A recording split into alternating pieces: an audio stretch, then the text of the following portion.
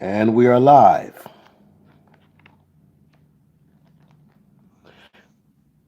Welcome and hallelujah.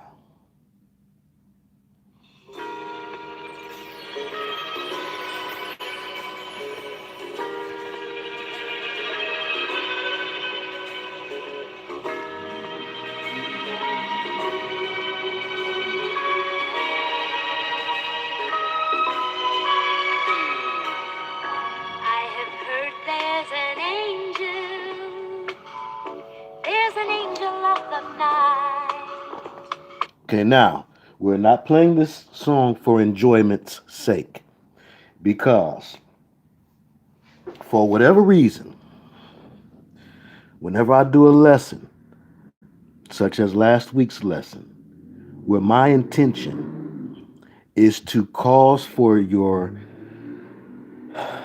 understanding and hopefully your overstanding of how the adversary works and his use of the double cross method to expand, whenever that's my intention, someone who, in my opinion, may not have the best listening skills, but really, really wants to teach and, show how much they know.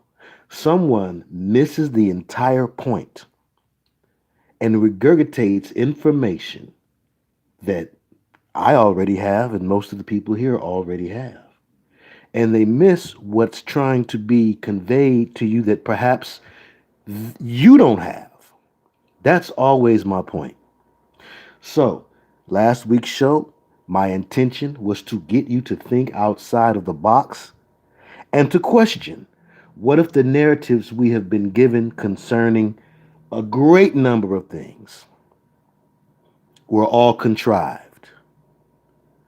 We do it concerning the space program. We do it concerning the shape of the earth.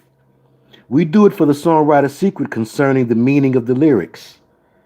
How come we don't do it concerning the things that pagans primarily tell us about quote unquote Christian concepts or supposedly Christian concepts? Supposedly Christian concepts. Why shouldn't we question whether or not they have shaped the narrative in order to deceive us? And that was the point of last week's lesson. I don't need a lesson in what we're already told concerning the pagan history of this and the pagan history of that. I am considered by some to be very adept at that information, at understanding that information, and teaching that information. That was once what I believed. I believed that those things that we were told by people who don't believe in the Messiah were basically the truth. That's what I used to believe. And the things that Christians say were the babblings of confused men and women who were bound by religion. So now, with that preface, which should be unnecessary for most of the people here, but it's just, a few bad apples ruins the bunch. So tonight's intention, me stated very clear. Tonight, we will be looking at the songs that you can show to your family and friends and say, hey, this is what the songwriter's secret is. And I'm going to copyright that term, the songwriter's secret, before some goofy goober in 2012 decides to step on my proverbial toes and do what had not been done. All praise is due to the Creator, the Father, in the name of His Son, that the songwriter's secret idea even came about. What the songwriter's secret is decoding the lyrics provided to us by songwriters in songs that we expect to be harmless, romantic, love songs, the soul and R&B jams. Because as stated before, the devil had a very convenient cover and disguise in heavy metal and in gangster rap. That's why I don't deal with heavy metal songs for the songwriter secret, and I don't deal with gangster rap and rap primarily, unless it's something surprising, because you should already expect certain things. When the devil is growling and snarling, and he's got out his costume or disguise that has the red horns and the red tail and the pitchfork, you should know that's the devil. Overstand. When the devil comes at you in an obvious form, or when he's making himself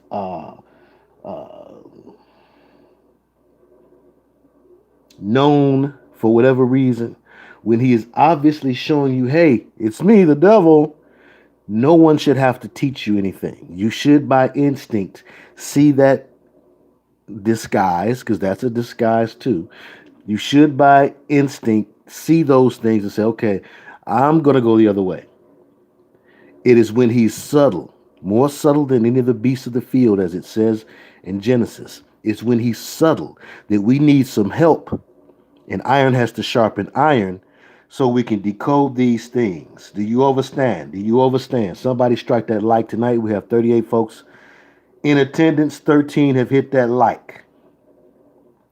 So this is the intention of the songwriter secret, to show you in the songs that we thought were safe.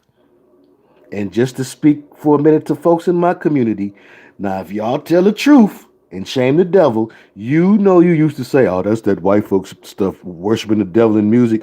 We don't do that. And so the songwriter secret was also a big shock to me, as I once believed that that myth. And I thought to myself, well, you know, our music is safe, or at least I would say the old school music is safe. These young brothers and sisters, these young black rappers, they have gone the way of heavy metal, and they are worshiping the devil. But oh, I can rely on Earth, Wind, and Fire and Shaka Khan and Angela Bofield. And again, we call it the songwriter, which of course that and the lie detector determined that too was a lie.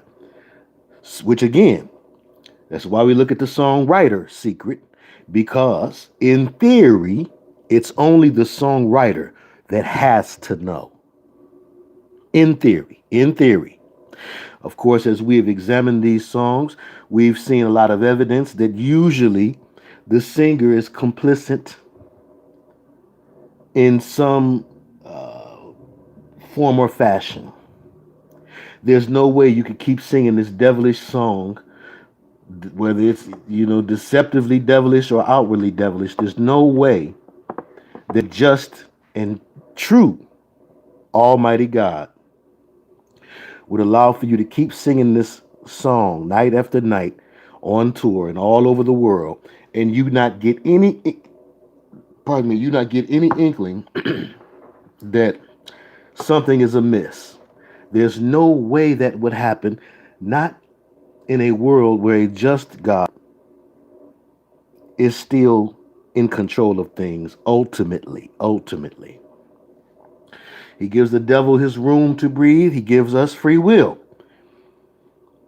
And he gives the devil, rather, his room to test and challenge us. But ultimately, God is still in control. And his will is that none should perish. So what occurs is that when these singers are young and they don't know what's going on, and the songwriters and the handlers and the managers and the promoters are all running these people, all the record execs are running these young people who just want to get out there and sing and be seen. You know, sure, in those early stages, they're the goofiest of goobers. They have no idea what's going on. They're being run by the machine. But as the entertainer gets more savvy, gets more involved in their business affairs, as they begin to meet other entertainers, and folks start talking amongst each other, as they just begin to live with a song, and you know, they lay down in the middle of the night, and they begin to hear voices or see things in the supernatural. They begin to understand that they are not in a um, they are not only in an industry or some corporate machine. They are in a spiritual environment that is run by devils. And they begin to realize this. And then one or two things happen. They either keep on rolling with it or they opt out. Then you have the one hit wonder. Those who opt out, those who say, man, I'm done with this. You wonder why there's so many one hit wonders that, appear to have as much talent as some of the folks who have longevity. So I started tonight's show with Angela Bofield, Angel of the Night, and I stopped it right after the key lyrics that should give you the indication that this song is not about what you would think that it's about if you just kind of let it play in the background and didn't think about it. This is what the devil counts on, that you will look at the entertainer, you will be beguiled by their beauty and or their voice or their beauty, voice and music, and you will totally allow for the message in the lyrics to just glide by your conscious mind and enter into your subconscious mind without any questioning. This is how hypnotism works. When you let these things just slide into your mind without checking them, you are now in the realm within which the process of quote unquote hypnotism works. Okay? So this is what we're going to do. Um, we're going to look at some of those examples that you cannot question. And yes, I'm going to play the songs tonight. This is going to be a show, a somewhat experimental show, where we're going to see how much we can get away with. And I'm also not going to stay on very long because I, along with many other folks, have to raise it up in the morning and go pick things up and put them down. And so we are seriously not going to stay on very long because it shouldn't take very long to review.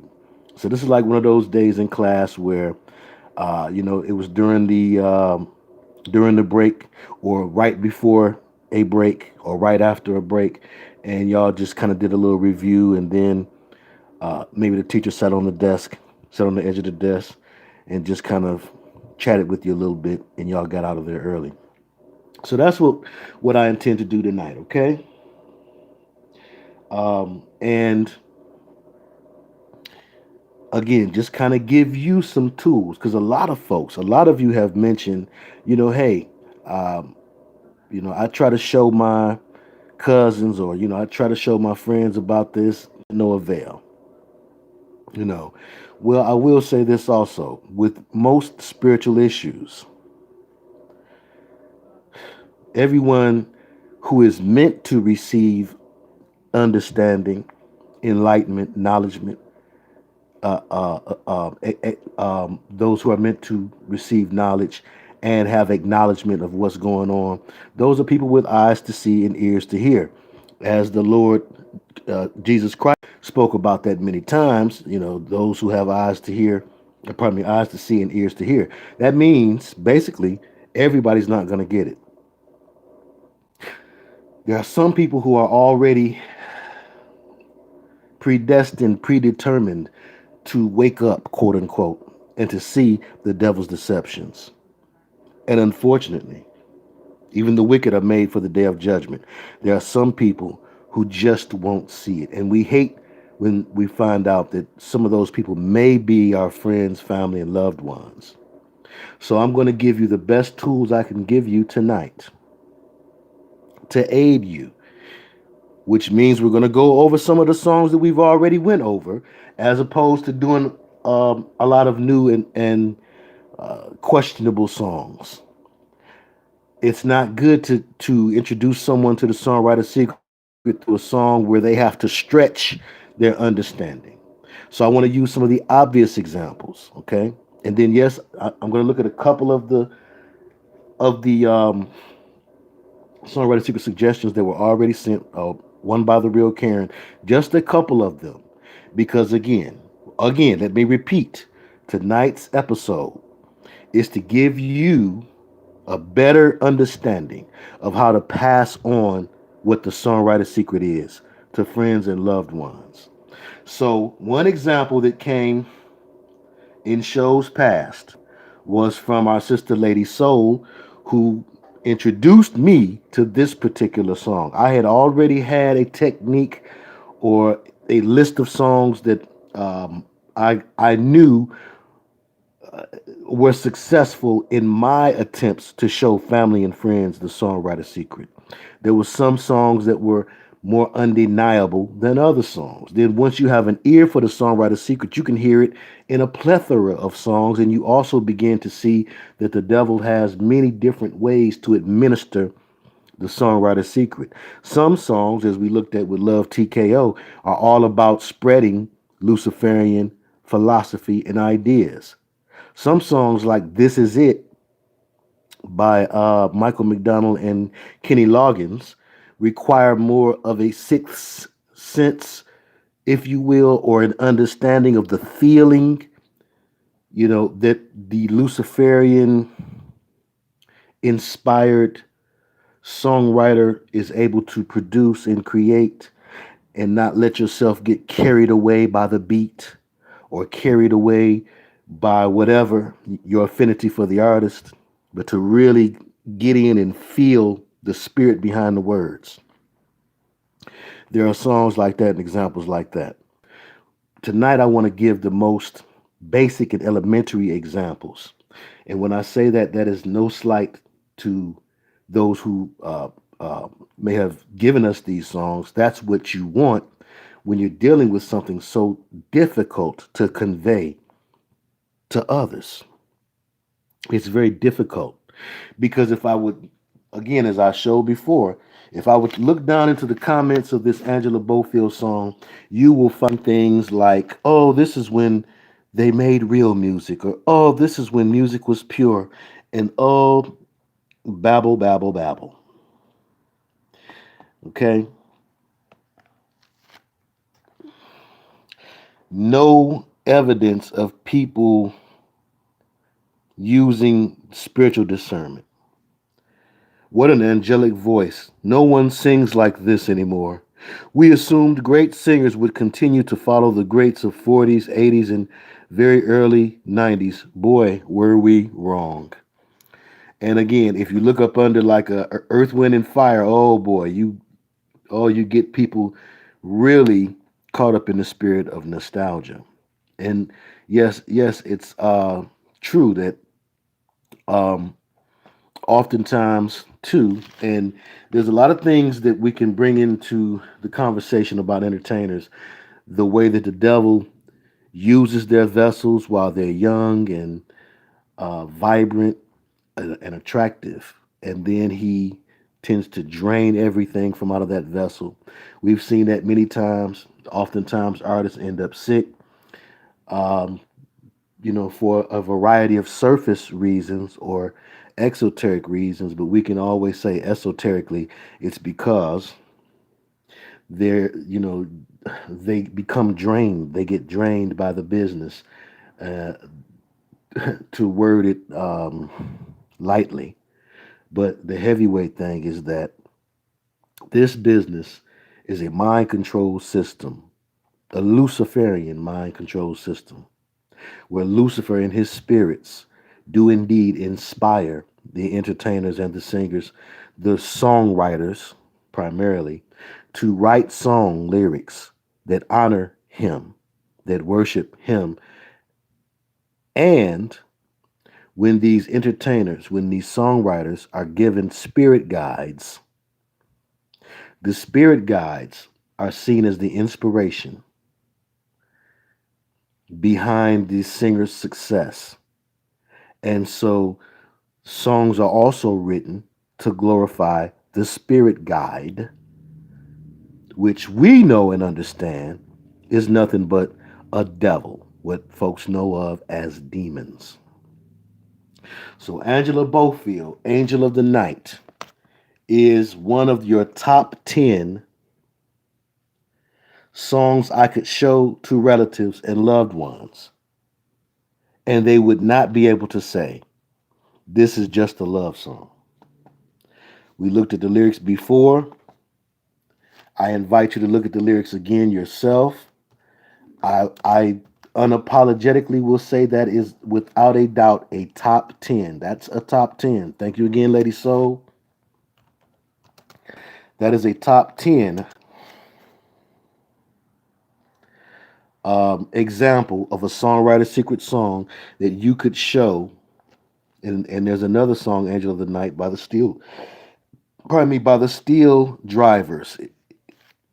And by no coincidence, but by coincidence, the Steel Drivers song, Angel of the Night, gives you the same impression, and we can just say overstanding, that this is not about some woman or some love interest. This is literally about these spirits that are conjured up by rituals primarily done at night. These spirits that inspire the entertainer. Michael Jackson, we talked about in previous shows. He said that he had a room full of mirrors within which he communed with Liberace. There was the country and western songstress who said that she was inspired by the spirit of some former artist. It always escapes me if it was Patsy Cline was the spirit or Loretta Lynn was the singer. I forget, but someone will make that correction or share that information within the chat, I'm sure. Um, there's of course the famous example of Beyonce having Sasha Fierce, not just as some alter ego, but Sasha Fierce enhances Beyonce's ability to perform. These are spirits.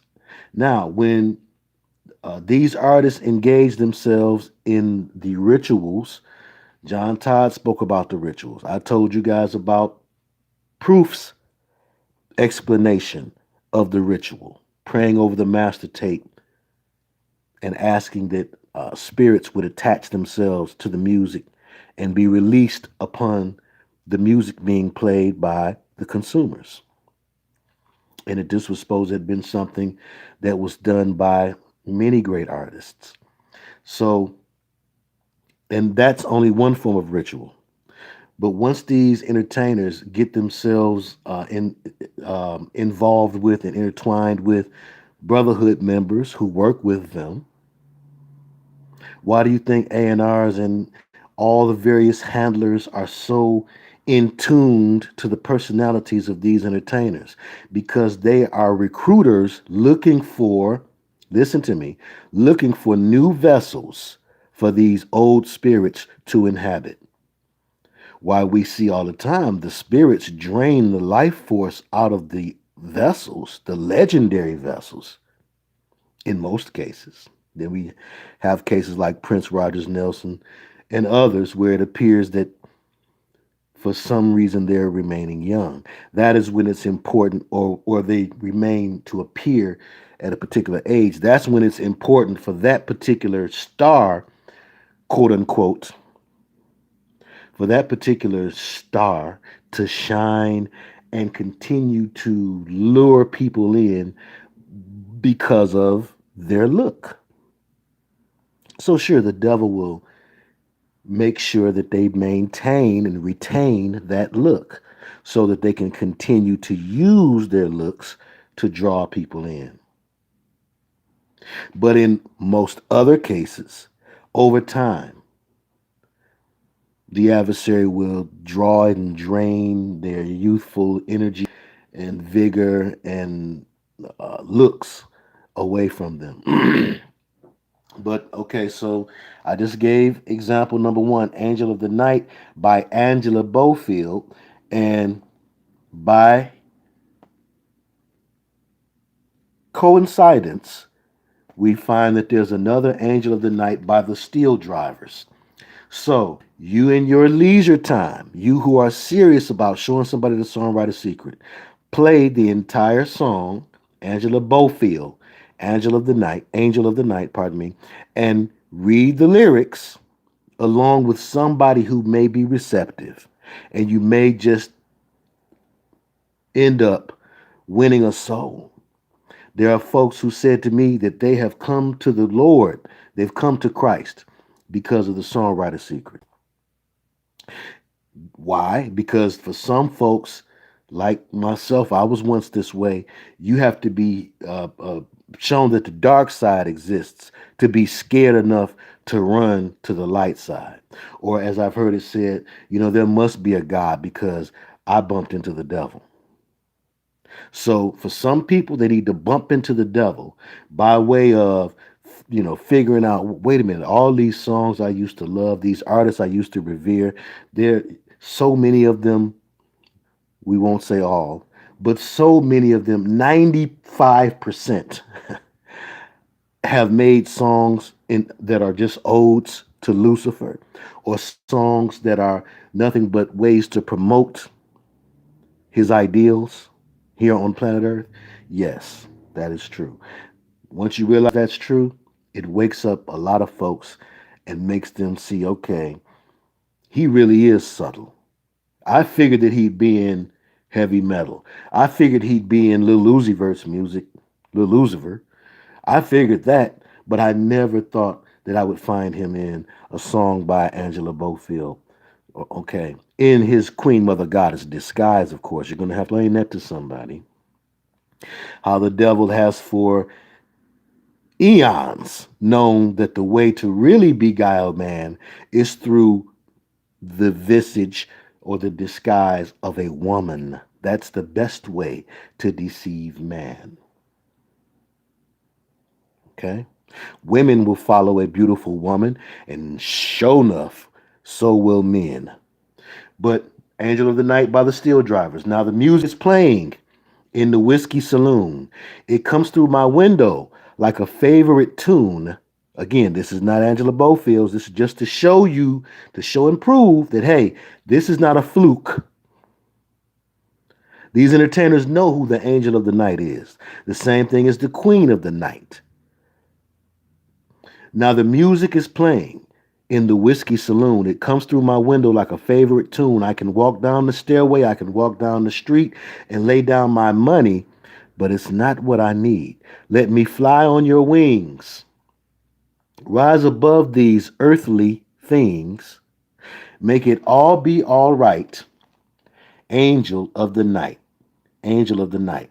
There's a weight on my shoulders that won't let me be like something left over between you and me. I know there's a danger whenever we touch. They understand that this spirit is a dangerous thing to deal with. It is dangerous to allow for this thing to inhabit your vessel pretty much at will. We talked about how Jimi Hendrix and many other entertainers expressed regret at having let this spirit use their vessel. Okay. But they do it because, again, this spirit allows for them to, it inspires them. It allows for them to do things on stage, as Beyonce said of Sasha Fierce. It allows for them to do things on stage that they would not normally do, or think of ideas that they would not normally think of. And that, brothers and sisters, is what they get paid to do. So it's really these spirits that run the entertainers, not the other way around. And next, we're going to look at a song that gives you a very clear understanding of that idea. Angel of the Night lyrics. Warner Brothers Music Corporation. Spirit Catalog Holdings. Spirit Catalog Holdings. Okay, let's let's move on to one again that shows you. And thanks to all of the family who dropped in here tonight. I'm going to give a shout out. I just wanted to get a lot out first and foremost because folks turn on the video and they don't hear action immediately. In this microwave generation, we lose them, and we don't want to lose folks from receiving a greater spiritual education than perhaps they had before they clicked on the video. So we want to engage folks a little taste and then take a little break and do the shout outs if you can hold out, because again, we're not going to be on here long tonight. Now,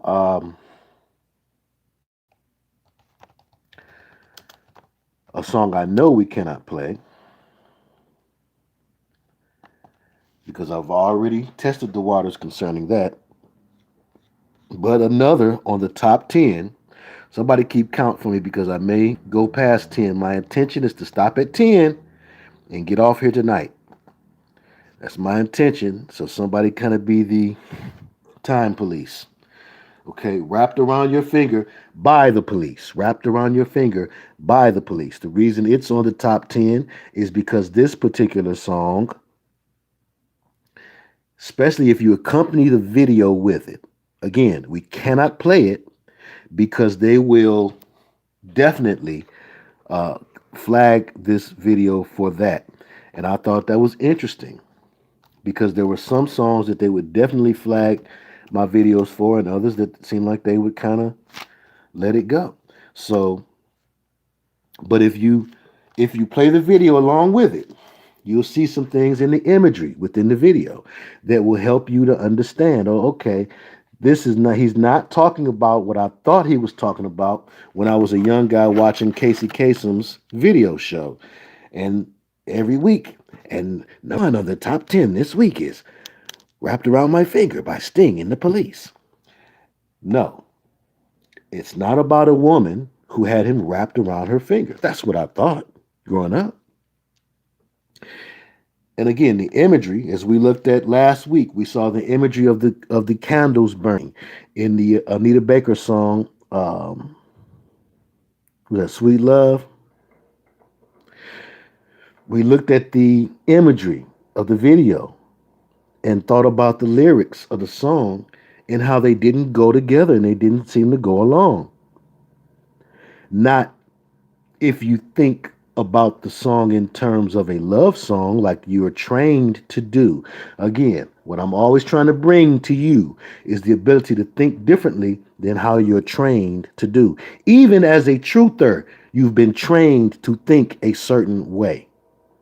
Even as a truther, you've been trained to think a certain way, like the way they lied to you about the history and origin of the letter J. So even as a truther, we need to always be able to think, what if that was a double cross? What if the way I was taught was a double cross? If you can't allow for yourself to consider that, then you have been boxed into a way of thinking. So, because we know better, when we looked at Anita, we said, well, the background is filled with these burning candles. There was no love interest unless you want to stretch and say that the man playing the piano in the video for Anita was the love interest. In many songs, it's just the artist in some strange environment.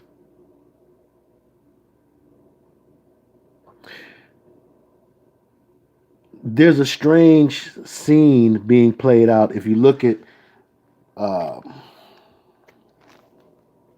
this is all going to go together. If you look at Loose Ends Hanging on a String,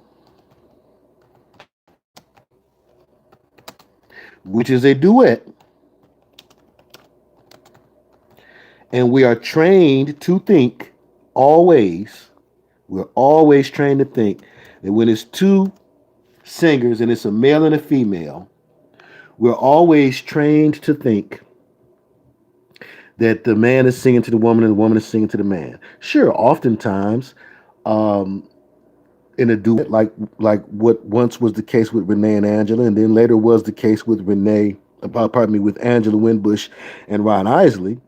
Sometimes the man and the woman are indeed love interest, lovers messing around, or husband and wife. But that's not always the case in life. Sometimes what you find is they're both singing about this strange environment that they've been thrust into. This very strange environment.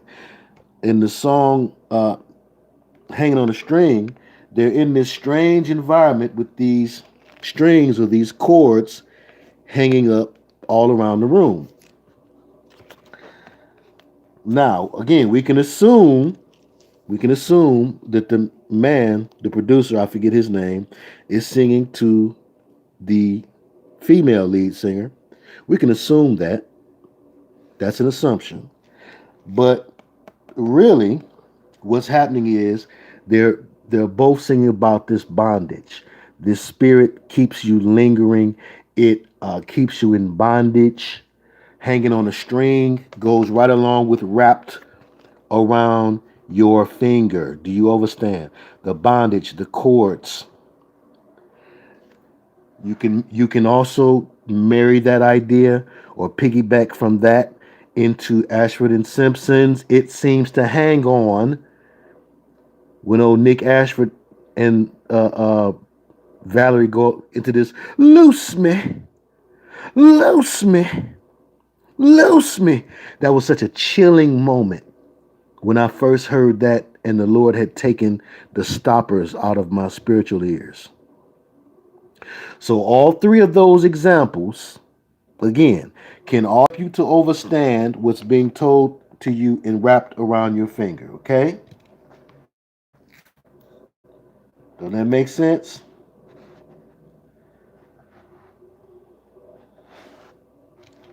Right? So, um, wrapped around your finger. And again, I'm teaching a lesson tonight. That's what we're doing tonight. Wrapped around your finger is the example of how the entertainer gets drawn into this world where they're introduced to the concept of conjuring spirits. Let's look, because there's a lot of depth here. Okay, you consider me the young apprentice caught between the Scylla and Charybdis. Now, right there, you have to do some to mythology. Scylla Charybdis. In classical mythology, Scylla was a horrible six-headed monster who lived on a rock on one side of a narrow strait. Charybdis was a whirlpool on the other side. So it's caught between a rock and a hard place. That's the equivalent. That's the myth, or rather, caught between a rock and a hard place is a summary of this ancient idea of caught between Scylla and Charybdis, which would predate, because it's from Greek mythology. It would predate the more modernized term caught between a rock and a hard place. Again, Scylla was a devil or demon that lived on a rock. On the other side was a whirlpool. So which one do you want to rather deal with, the rock or the whirlpool or hard place? So, caught between two evils, made to have to choose, proverbially, made to have to choose between the lesser of two evils, as they say. Of course, we know there is no such thing as the lesser of two evils. Okay? And again, when you see these candles, just like in the Anita Becker video, this is to give you some indication that, and the sunglasses. He's in the dark with sunglasses on. He does his ceremonial dance in his video, just like at the end of Anita's video, she appears to be doing a trance. Them dancing to dance themselves into a frenzy and allow for the spirit to enter into them. Whether we're talking about Haitian or some other or Indian mysticism, this idea of going into a trance through dance. So we see Sting doing his little version by the little odd jumping that he does in the beginning of the video, while encircled by these candles, which represent spirits. So he's showing, and again, if somebody tells you to burn a candle because it's going to help you with a spiritual issue, or burn white candles, that helps to draw. No, all of that stuff, burning sage, that helps to. All those things do is give legal permission for spirits who are in search of vessels always to enter into you. That's all those things do. That's all they ever do. That's all they can do. Do you understand? So, okay. So now, looking back into his lyrics. So he said, "You consider me the young apprentice." So, in other words, I am young, dumb, and chewing bubble gum, and I don't know nothing. I don't know what's going on in this environment. I'm a new jack. So you consider me fresh meat, and I'm caught between the and I'm caught between a rock and a hard place because I can't get away from this system, or I don't want to get away from this system. If I leave this system, I go back into poverty. Or if I leave this system, I'm considered a failure by my family and friends. I can't leave this system. I'm caught between a rock and a hard place. If I stay in the system, I can't be a part of the system, this music business, quote unquote. I can't be a part of it and not be complicit with these spirits inhabiting me. That's a rock and a hard place. Overstand? Overstand? And again, anything that's a cross, a crucifix, any item that you feel you need in order to get in tune with or commune with the Lord can be used by legal right by devils to constitute some sort of idol. This is whether it's your rosary, your St. Christopher medal, anything. Listen to me. It's as simple as this. Just imagine some Luciferians rolled up on you in a black van, grabbed you, threw you in the van, put you down in the basement, stripped you down where you have nothing. Your Bible is gone. Your cross is gone. You have nothing. You have no candles. Can you still communicate to the Lord in that state? That's the state you should always think of yourself as being in. When you step before the Lord, you are as a child, newly born. You are naked. There's nothing, not grandma's favorite shawl. There's nothing that you should feel you have to have with you. Do you understand? And if you can find some scriptural contradiction to what I just said, please share it. Okay? But there is nothing that you have to have with you. Okay? Now, that's the rule. That's the rule. Somebody's going to find the exception. Where for the Lord's purpose, okay, for the Lord's purposes, Jesus spat into some dirt and made a clay. Did Jesus have to use the dirt and the spit? No, he did not. That was to show and prove a lesson unto you, that he could do anything but fail. Okay? So, all right, let me move on here. Right? Amen. Okay. Thank you, Sister Vanette G. Yes, items are not needed. Okay, let's move on.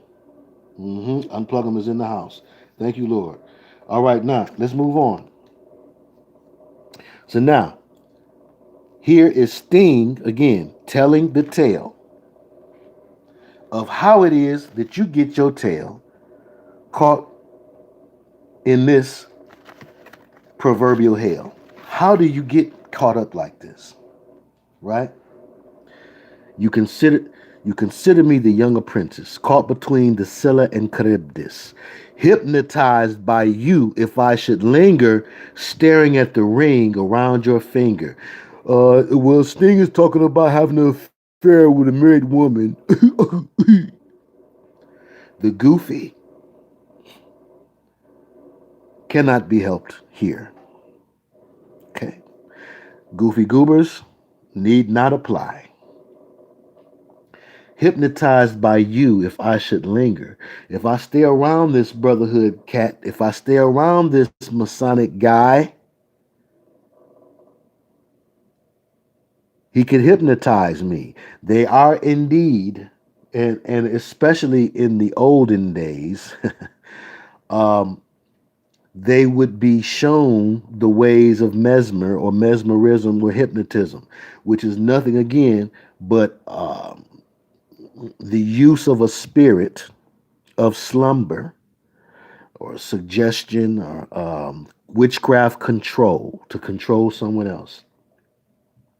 And these are all things that, again, brotherhood men would have been um, exposed to.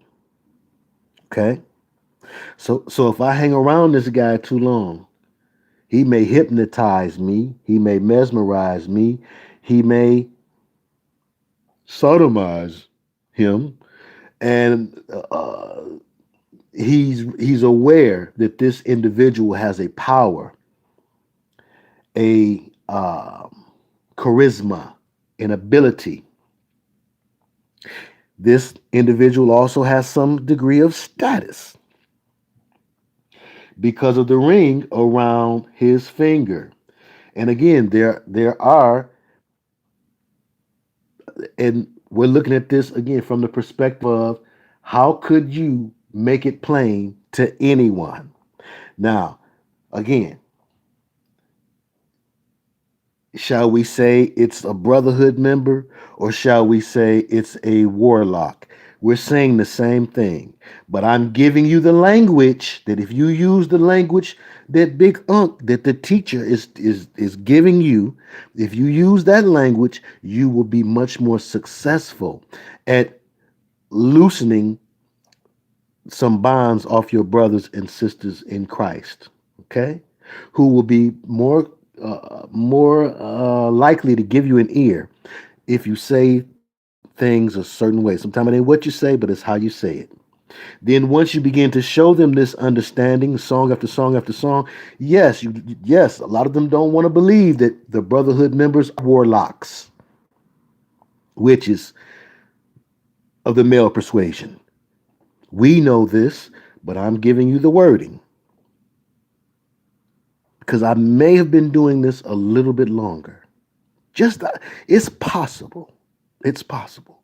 And I know the techniques I used that were not as effective. And I know the techniques that I have used to introduce people to this idea that were more effective. And I want to give you the ones that were. So he's staring at the ring.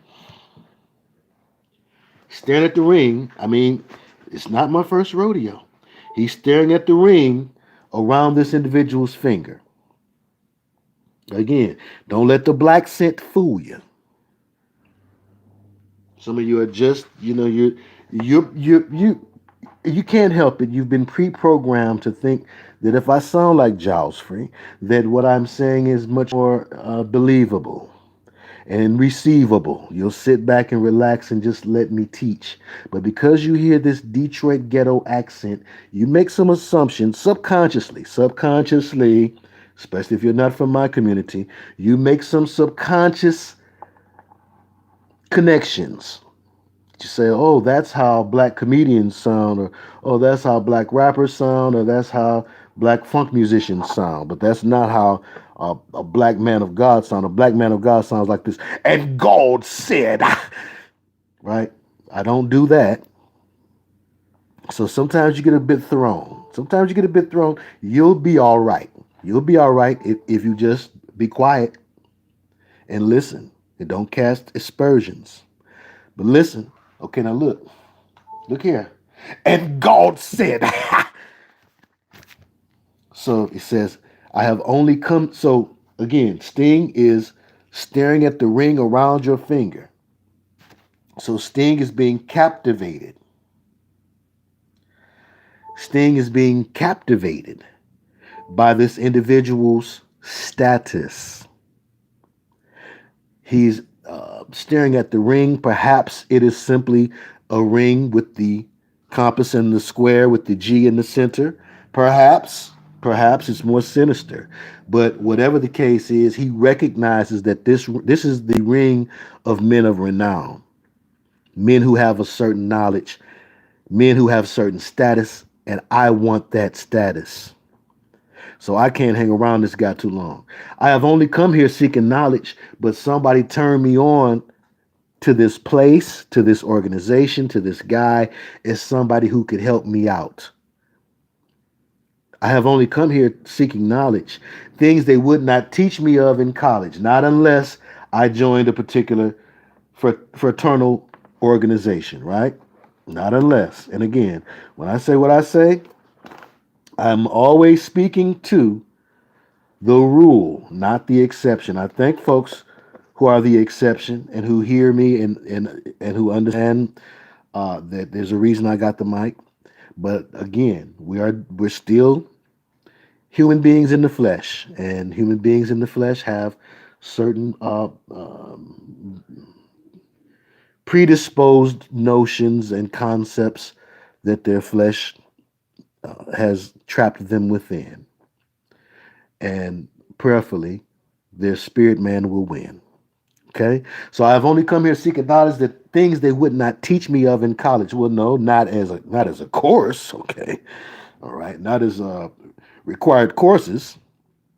But yes, you can indeed learn of these things, or these things can be introduced to you by way of Omega Psi Phi or Alpha Phi or Kappas, or some uh, one of the gateways into the real brotherhood, because that's lightweight jamming compared to the heavyweight level of devil that they introduce you to once you become a member of, say,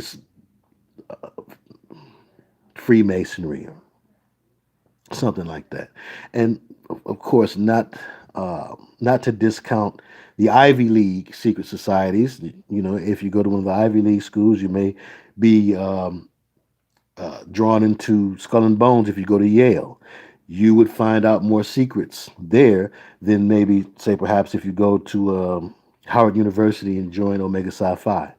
But after going to Howard University and being a part of Omega Psi Phi, you'll get the basic understanding and foundation to where next you can become a part of the card carrying boule, and then you would learn other things like the hypnotism and the mesmerism, things of that nature. Okay, so now let's move forward. And there is the hypnotism connected with the ring. I had a sister who was telling me about her dealings with a brotherhood man, Freemasonic man, who was the worshipful master at his lodge, and how she shared with me how they would be laying in the bed together, and he would take his ring, not take it off of his finger, but he would put his ring and finger up to her temple. And like she just, something in her spirit, she said, made her know that he was trying to do something to her by way of doing that. I know also that The men are taught ways to control their women through quote unquote hypnotism. The Stepford wives, the Stepford wives gives some indication of that. Analogous as it may be, they still try to insert some of those ideas into that depiction of brotherhood men and how they do their wives. That's really what that movie was a depiction of, both the old school version and the new school version. But let's continue. So now, he says, I've only come here seeking knowledge, things they would not teach me of in college. I can see the destiny you sold. So I can see the promise of the future. That's destiny that that you're that you sold me because it came at a price. I had to pay a price to learn this information. I can see that future turned into a shining band of gold. I can see that I can have that future too if I have that ring like you. I can have that future too if I get a ring like you. I'll be wrapped around your finger. Why? Because you're the person who brought me in. You're the person who I have to listen to in order to understand how an initiate should behave himself, what I should do to go up in degrees at the lodge. Okay, I'll be wrapped around your finger. Now again, Mephistopheles is not your name. Now again, how is this about a woman? How is this about a woman? Right? Mephistopheles. Now again, some folks are wearing Mephisto shoes. This requires a little background understanding. There's a Marvel character called Mephisto too, right? Mephistopheles is a demon featured in German folklore. And folks will say that something is Faustian. Uh, when folks say something is Faustian, they mean a deal with the devil because of the tale of Faust and Mephistopheles, which is supposedly a fictional character, but I can tell you by the construct of the name, it's not a fictional character. It is a real devil. We call them demons.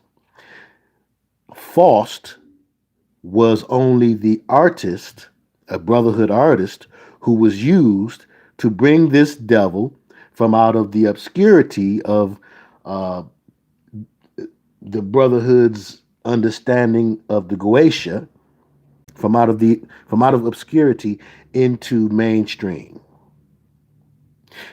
Because by doing so, so many people who read Faust's work, Faust, so many people who read the work of Faust took it literally and called upon Mephistopheles in order to make a deal, to sell their soul for some fortune. Do you understand? So these devils oftentimes will use entertainers to help to promote them among mankind. Faust did it, and so did Sting. How many people were reintroduced to the idea of Mephistopheles through Sting's song?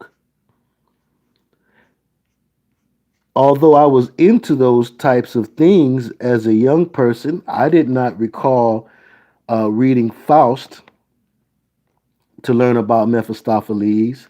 First, I learned about Mephistopheles from Sting. Then I went and said, who is Mephistopheles? Let me find out who is Mephistopheles. What is that? And I'm going to stop saying it because it really sounds like, I mean, I know the cadence of those names, and that is certainly one of the names. So that is not your name. Okay, so you might not be that devil. In other words, that's what that means. You might not be that devil, but I know what you're up to just the same. You're doing the same thing that that devil was known for doing, and that is trying to get me to sell my soul. Trying to get me to sell my soul. Although you're not that cat, You're still doing the same thing. I know what you're up to just the same. I will listen hard to your tuition. What is tuition? Money that you pay to learn something. So I will listen hard to what you say I have to pay in order to go further. I'll listen hard to it. You will see it come to its fruition. So I'm going to listen, but I'm going to, but I'm going to do it anyway. Okay. It's going to come to its fruition, right? So now, right, that's the payment. The payment is your soul. That's right, Sister Lola. And yes, a lot of people did learn about him first through reading about Faust.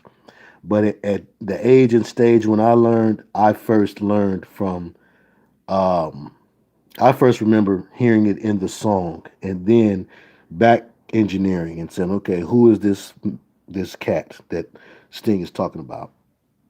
But yeah, a lot of folks did, of course, read Faust first. Okay, so Devil in the Deep Blue Sea Behind Me. Now again, this is the telling part. Okay, hold on. Big nephew Drew from Chi-Town say, does that mean that intuition is knowledge you don't have to pay for? Well, you could say that. It all depends on if it's Holy Spirit intuition or phony spirit intuition. Holy Spirit intuition, yes, the Lord blesses and adds no sorrow to it. But if it's from some other spirit that you intuit a thing, then that's going to cost you eventually. And Sister Mr. T says she first learned about that character from Tombstone, the video game or the movie. I guess they're the same thing, right? All right. So look. So now this is when it's obvious to you. What is this? What is this guy talking about? You know, if you thought this was a woman, this is when you get to wake up. Devil and the deep blue sea behind me. Wow. You want to say the marine kingdom? In other words, the deep blue sea is uncharted territory. So the devil and a depth that I don't know the ends of, okay? The devil is behind me and levels that I can't even imagine dropping down through behind me. Devil in the deep blue sea behind me. Who knows what? Devil and who knows what's behind me. Vanish in the air, you'll never find me.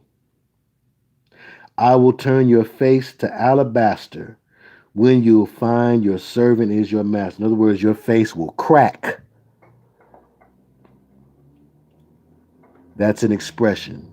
It means like you will be shocked beyond belief when you find out that this spirit that we told you conjure up in order to help you get ahead in life. You conjure up this spirit in order for it to give you inspiration for music, Sting. You were in this, you were at one time an aspiring young musician. Did someone teach you that, well, hey, if you call up this spirit, if you make this sacred sigil on the floor, and if you say these words, these incantations, if you say this ancient Latin, if you say these ancient Hebrew words that were preserved from the time of the Hebrews going through Babylon, if you say these ancient Sumerian incantations over this sigil, it will produce a spirit that will inspire you. Why do you think all of those great civilizations were able to make such immaculate artistic creations? Because they were inspired by the ancient ones, the old ones, the ancient spirits. Sting, I can show you. And then you get this spirit loosed, right? You get this spirit loosed, and It presents itself to you as a servant, just like the genie. Yes, master. Right? Running game on you. And then as it does a little thing for you, it requires a little thing. Just a little taste. Just a little shot of rum in a glass in the corner. Just a little prick of blood from your finger. Just a little thing. And then as it does more and more for you, it requires you to give more and more to it until you realize that now everything that you have gained, you can lose if you do not appease this spirit. That's how the servant is your master. It uses your vessel to accomplish what it will. Overstand? Overstand? So that's how it goes. That's how it goes. So that's how they get jammed up. So now, top 10. And that happens more often than not. A top 10. Definitely a top 10. Now, on the side, that's right. It's going to ask for more and more every time. That's right, Big Sister V. It's going to, again, incrementally pull you in. There's no way that this jinn, which genie is only the feminized form of the word jinn. Jinn is the Arabic word loosely translated as demon or devil. An inspiring devil or demon. It inspires you to do this or that. It may inspire you to walk out into the middle of the street and get hit by a truck. It may inspire you to take off all your clothes and walk through downtown like you've seen people do. It may inspire you to do any number of things, right? But this jinn or this genie would never make any progress if it came right out and said, I'm a devil and I'm just looking for a vessel to inhabit so that I can have some more physical experiences. I miss physical experiences, and we need you guys, vessels, to open up to us so that we can continue to have physical experiences. This is why you get the yoga positions, the positions in yoga. These are ways. Some people remember the old rabbit ear antennas on the old big booty TVs. The ones that had a whole lot of junk in the back. Those TVs, you would have to move the antennas, the rabbit ears, certain ways. And then some folks, once the antenna broke, you would take some tin foil, some aluminum foil, and you'll wrap it up and make an extension where the actual antenna used to be, where the rabbit ear used to be, and you would bend that aluminum in various ways in order to get channel 20 to come through, or channel 62 or channel 56. It was only about a handful of channels back then. Well, the same thing is happening. Proverbially, the same thing is occurring when you're twisting your body into those various shapes. Look at the Kama Sutra. Or rather, don't look at the Kama Sutra. Don't look at the Kama Sutra. And Tantric sex magic. That is the shaping and the moving of the body into various positions so that these strangely physiqued spirits can enter in. You are giving them a permission through mime. Listen, you are giving them a permission. Remember, they need legal permission. You're giving them a legal permission without giving them a verbal contract. And if you're saying the mantras while you're doing these maneuvers, then you're giving them a verbal contract too. But you're giving them you're giving them consent by your positioning of your antenna, your body, your limbs, your arms and your legs. You're positioning your torso. You're positioning your antenna in such a way where you can be in alignment with particular devils, Hindu devils. There are thousands of Hindu quote unquote gods. They call them gods. We know they're devils. Thousands. Did y'all know that? There are thousands.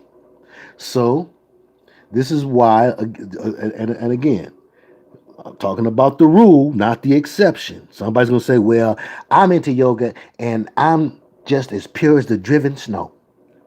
Yes, but you had no idea who's doing the driving. This is why yoga is often associated with sex. People being limber for sex. People being maybe a little promiscuous, wearing of the yoga pants out in non-yoga places. Okay, enough about that. But something else that came to me was human nature. Human nature is not a top 10. Human nature is not a top 10. But as human nature played on the radio the other day, I thought about the things that came through my mind the very first times that I heard the song Human Nature. The things that came through my mind were pretty much the same things that come through my mind today. And this is just a side note, by the way. This is not a top 10. But this is just to show you the various ways in which the devil plays and does this songwriter secret thing. Let's look at human nature. Yes, Michael Jackson. And there are folks who say, well, a coworker told me as they happened to be coming through my area and they heard the radio play Beat It or Billie Jean. They were like, I really have a hard time with Michael Jackson now because, it's hard for me to hear this music and not want to just boogie. But my daughters and them, they just totally, they won't have it. They shut down everything Michael Jackson. They erased everything from off the playlist Michael Jackson, blah, blah, blah. And I thought, I didn't comment. I said, oh yeah, well, yeah, I can understand that. That was my comment. I didn't go further. But I thought about something that we've said here, but a lot of people don't even think about. And it's a reason, not an excuse. So those with poor listening skills, please don't respond. Please don't comment if you didn't hear me. Hear me clearly. It's a reason, not an excuse. There's no excuse for pedophilism. But can there be a reason? Perhaps that this little boy, and again, this is just a side note, we're going to get back to it. Perhaps this little boy, whether he was 8, 5, whatever the case, perhaps this little boy was indoctrinated into a system forced by his abusive and or overbearing father. He was forced to be a part of a system that maybe his father didn't know what it was all about, and maybe his father did. His father was once an aspiring musician. How far did he go? Did his father have an understanding of what goes on in that business? Did his father say, well, you know what? I can sacrifice my boys can sacrifice 5 times and we can become the greatest things ever. But this was once a little boy. I know we forget. He was once a little black boy from the ghetto. Unless, of course, you believe Black Dynamite and that he was an alien. But he was once a child. And perhaps we should take that into consideration when we think about him. And this symbol, again, as we've revealed here on this channel, and you don't hear many others say it, this symbol is more than just the 666. It's more than just the OK sign. One of the reasons I try to get y'all to think in layers and not so one-dimensional, even as a truther, you can think one-dimensionally, is because the brotherhood will have various definitions and meanings for one particular thing. For the profane and for the uninitiated, they'll have one definition for it out here in this world. Within their brotherhood, for the lower degrees, they'll have a totally different definition. Within their brotherhood, for those in the middle degrees, they'll have another definition, different than the ones for the lower degrees within the same brotherhood. And then for those on the highest degrees, they'll know what the symbol really means. This symbol has to do with sodomy. And we showed and proved that before. So does the eye. The eye has to do with the same thing. And look at how sad this little boy is, okay? And again, we know what former MK Ultra victims have said that they've witnessed concerning the Jackson boys, that they were sodomized prior to going on the Ed Sullivan show. I mean, like moments before having to perform. Okay?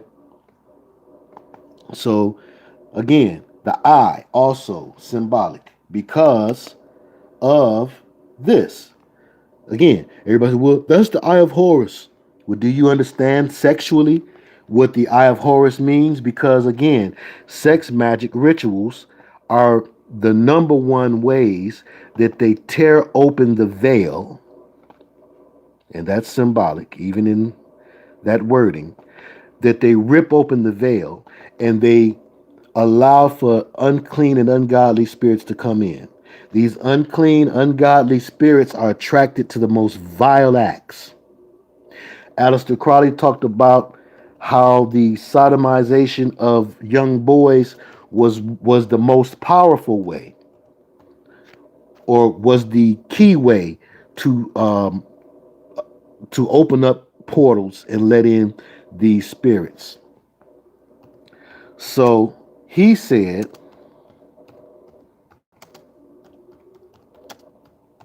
and again, this is a review, just a quick review. He said, "Oh, how superior is the eye of Horus to the mouth of Isis. Oh, how superior is the eye of Horus to the mouth of Isis." This is Aleister Crowley's quote. He's speaking in Masonic double speak. He's saying, oh, how much better it is to sodomize a boy than to have oral sodomy with a woman. Isis was a woman, Horus was a boy. Horus was the child of Osiris. So this is giving you deeper overstanding. This is giving you deeper overstanding as to their Masonic doublespeak. Oh, how superior is the eye of Horus to the mouth of Isis, and also to the meaning of this symbol that everybody says the same thing about it. That's why we have to be able to go above and beyond what we were conditioned to believe as truthers, because that symbol is more than just the 666, and this symbol is more than just the literal Lucifer is watching you, one world order. He's watching everybody by blending everything together. No, it's deeper than that. It's deeper than most folks would like to think of course, but we have to understand the adversary. And then there is this. Um, Sometimes the brotherhood will reveal things um, that they've kept secret in order to kind of move along an agenda, or sometimes just for money. Just for money. A brotherhood member, brotherhooders will let out a secret that they had really been keeping. So for this movie, Friends with Benefits, they let out a secret as to the meaning of the 666, of the so-called 666 hand sign. Do you see that? Do you understand now? Do you understand?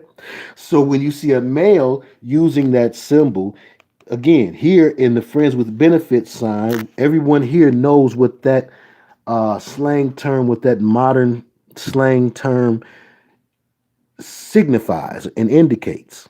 Friends with benefits. These are people that are fornicating. So you see the woman with the hole and the male with the finger, and you understand that meaning. You remember that from elementary school. Okay, but what about when you see a little boy, like we just looked at, when you see a little boy with the same symbol? When you see a grown man with the same symbol? Okay? It has the same meaning. Okay? Unplug them is in the house. Now, we had to show and prove these things because some people don't believe fat meat is greasy. Okay, so we had to show and prove these things so that we can go to human nature now. Okay? Quickly. Because this is, again, just to show you the various styles of Lucifer looking out across the nighttime. What's the next line? What's the next line? This is the advanced class. Move fast. Looking out across the nighttime. What's the next line?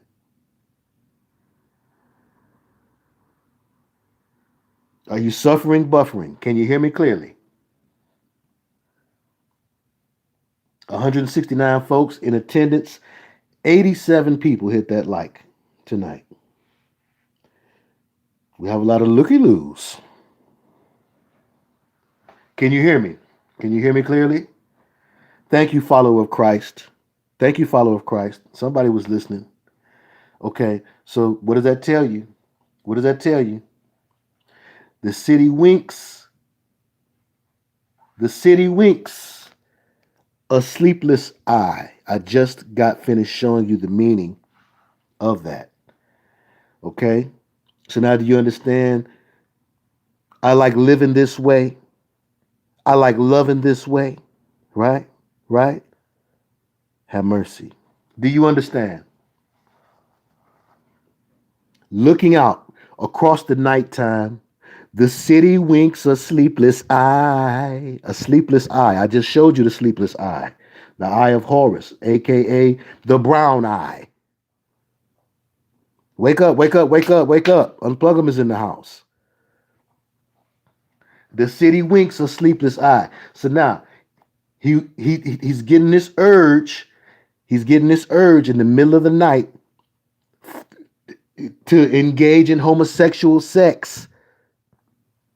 Somebody told him it was human nature. Isn't that something you may tell a boy or a child? Isn't that a lie that you may tell a little boy or a little child? Okay? Let's see who the songwriter is. Good question. Good question. Good question. Somebody's paying attention. Let's see. Let's see. And again, this is not top 10, but this is just to show you the various ways that the songwriter secret works. This is not an ode to a spirit. Brother Theo, I thought you said they all is ode to the spirits. No, I also said it's also to help spread Luciferian philosophy. Does anybody recall that I said that? It's also to help spread Luciferian philosophy and ideas. Do you recall I said that also? So that's what this is. Songwriters Steve Porcaro and John Bettis. Michael Jackson was at the point in his career where he could yay or nay a song or a songwriter. Correct? Correct? He was at the point in his career where he could say, you know what? Well, you know what? This song doesn't really touch my heart. This song is not really where I am mentally and spiritually and physically right now. But it was. And so it fit him. I like living this way. I like loving this way. Whenever they use the term loving in the songwriter secret speak, they mean something that loosely rhymes with it, okay? They're talking about fornicating. You're gonna make me love somebody else if you keep on doing me the way you do. Who was that? You're gonna make me love somebody else. You can replace the word love, okay? Right? She means that you're gonna make me have sex with somebody else if you keep on doing me the way that you do. So this is again code speak. So when he says, I like living this way, I like loving this way, he is giving rationalization for his homosexualization, which, yes, he was likely, in all likelihood, he was brought into these things. He was brought into these things as a little boy. Not an excuse, again, but potentially a reason. Now let's get back to the top 10. I just had to drop that one because I'd recently heard the song and had that exchange with a coworker, and I thought about that. So now let's go back to the top 10. So Sting, top 10, a strong number one candidate. Angel of the Night, undeniable. Now I saw Big Nephew Drew post a Maxwell. Now a Maxwell song is going to be in the top 10 because Maxwell has so many of them, but the one I'm going to put in the top 10 for Goofy Goober's sake is Ascension. Okay, there he is standing before the symbol of the moon goddess or the sun god. Yes, Sister Nisa, I thought the song felt sad too. Doesn't it feel sad?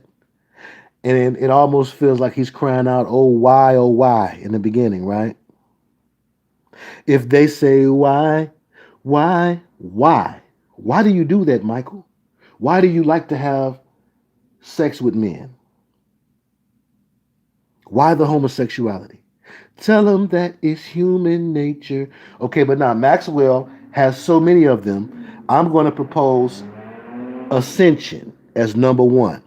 Now, what makes Maxwell get on the list as somewhat of a new school artist compared to the ones we usually rock with is because he is so smooth. And the devil is more subtle than any of the beasts of the field. So a lot of people, just like people look past Sade, and Sade is on this list also, okay? Sade is coming up. Because, again, I want to show you the ones that'll rock your knot and that you'll say, you know what? I would have never thought them, right? They're not playing headbanger music. Maxwell's music at one time, to me, at one time, Maxwell's music was a safe place when music really had degraded, in my personal opinion, in my musician's opinion. He had some of the best music out that I could stand. I couldn't stand a lot of music. That does not change the fact. Ascension. Don't ever wonder. Now, first of all, knowing what we know about New Age, and just in general, a lot of neo soul artists, neo meaning new, a lot of neo soul is into neo age, right? A lot of neo soul is into neo age. Look at Erykah Badu. She is a admitted witch. She understands that new age is witchcraft. But let's look at Maxwell Ascension lyrics and let's see how could we have missed this. Well, you thought he was just exalting a woman by saying that she was the highest of the high, right? Should not realize you're the highest of the high. Now think about the spirit he's singing it. He's singing this to Lucifer. Should not realize you're the highest of the high. Because you better realize it if you want to go far in this business and you write your own songs. So as a songwriter, how much you want to bet he wrote this? So as a songwriter, you need to know this, right? Wait a minute. So as a songwriter, you need to know this, bruh, if you're going to have success. As a person that you insist upon producing and writing, songwriters, Maxwell Menard and Ital, sure, interesting, Itaal Shur. Interesting name. Interesting name. Could be a real person. Could be a real spirit. I'm curious. You should already have it now. Especially you ladies. You know Ascension. And you fellas that thought yourself to be smooth players. ascension. So here we go. Ital sure is well known. And again, we look at the songwriter secret. I look from the perspective of folks who expected that black music, let me just say it flat out. Folks that expected that black music, R&B, soul and funk was free from Luciferian ideals, philosophies and lyrics. So, my goal as a person from the community that produces that music and a person who once believed that myself, my goal was to show and prove that I had learned otherwise. I had learned that perhaps the devil used his greatest deception within the music forms that are considered to be soul music. And that's some soul music. Rhythm and blues, which is the spirit of heaviness and depression. Funk, which is a foul stench that usually accompanies these spirits, right? So that's always my goal.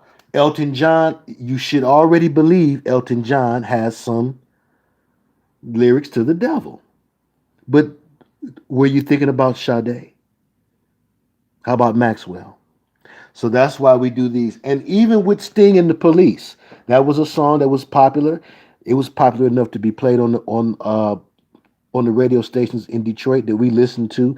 And also during that time, that was the time period where most of the video shows only showed you rock and roll videos.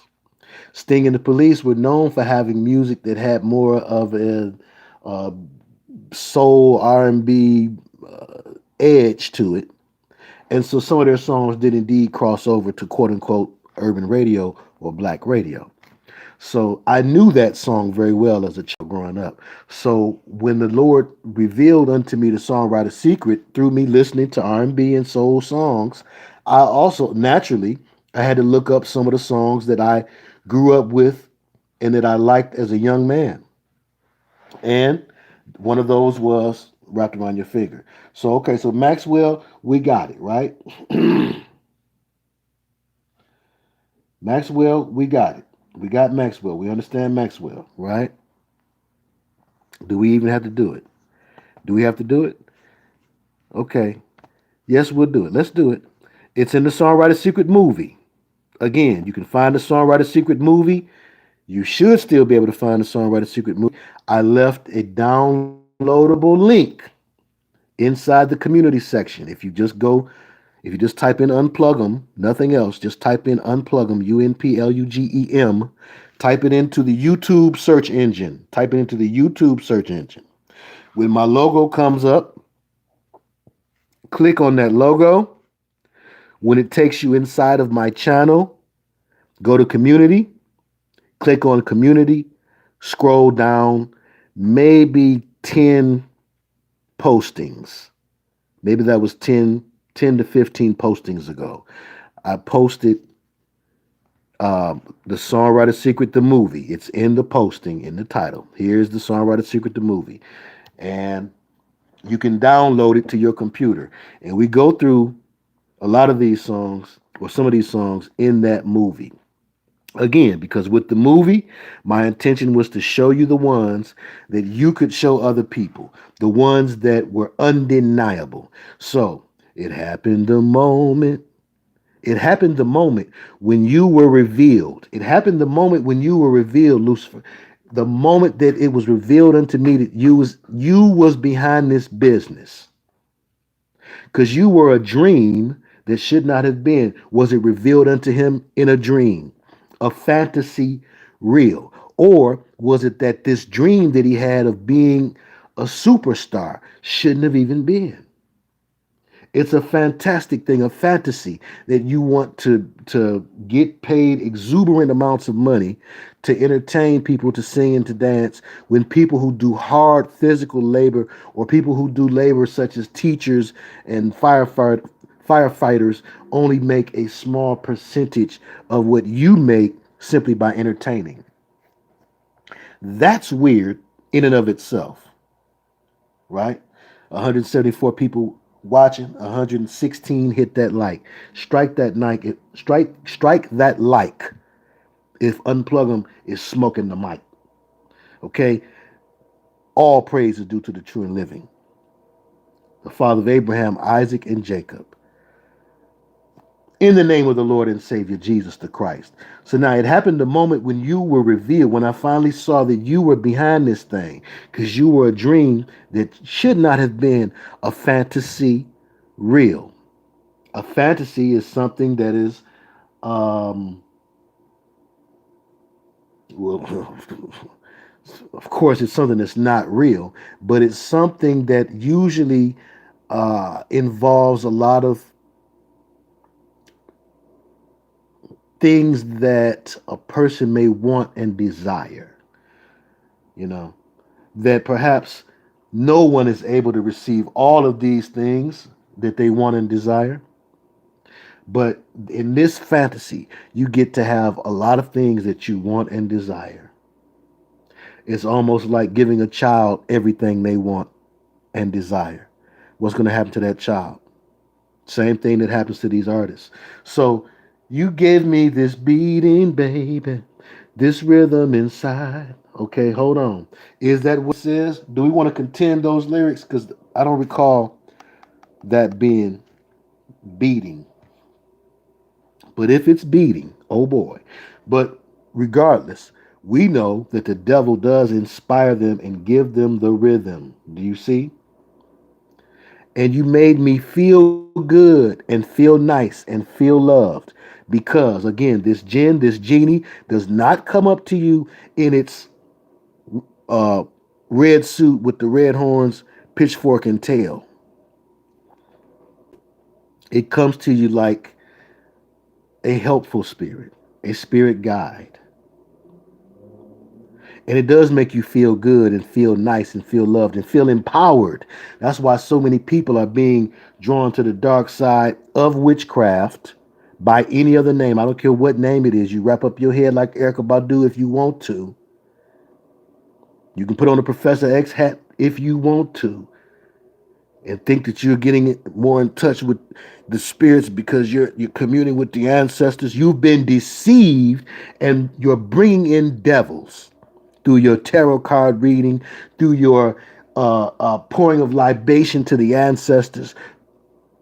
You've been deceived, bamboozled, hoodwinked, and led astray. So let's continue. It says, and you made me feel good and feel nice and feel loved. Gave me paradise. I know it's gave right there, right? Gave me paradise. Gave me paradise. Make me feel like paradise. I was listening to that the other day and I said, we need to do one on Stevie. Taking it from his blindness, being a gimmick, to him cussing like a sailor, which I personally know of, to him acting like he was blind and groping women's breasts in Motown studios, which I also personally know about, to his songwriter Secret Songs, which Rocket Love is a top 10. Okay? Rocket Love is a top 10. He's got a lot. So we're going to do a whole one on Stevie, okay? Maybe that'll be the opening show for the new year. Maybe we'll do that. Right? Okay? So now, so check this out. He says, give me paradise. Again, using terms that really make the lyrics sacrilegious.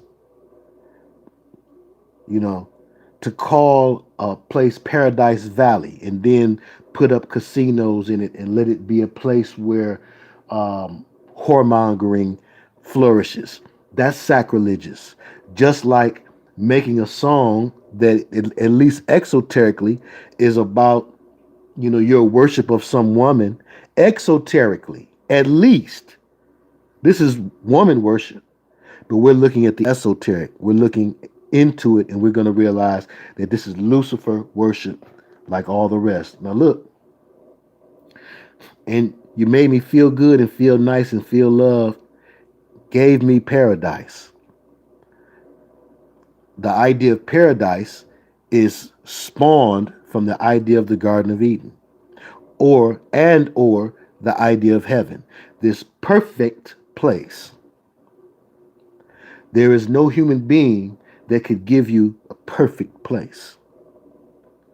This spiritual concept of a perfect life, a perfect place. So Lucifer gives the illusion, just like he does to our brothers and sisters who some would call Muslim. He gives this illusion that I can give you everything you want and it'll be a perfect situation, paradise. So shouldn't I realize, because you can do this for me, shouldn't I realize you're the highest of the high? What? Does Isaiah come to mind? I shall be like the Most High. So shouldn't I realize you're the highest of the high? If you don't know, then I'll say it. So now, what does the devil covet from God's people? He covets worship. He wants worship. So it's not just enough that you comply to my rules and my regulations here, but you give me my praise. So again, if you don't know it, I'll say it. So don't ever wonder.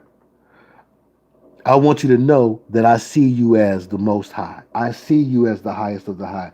I want you to know that I see you as the Most High.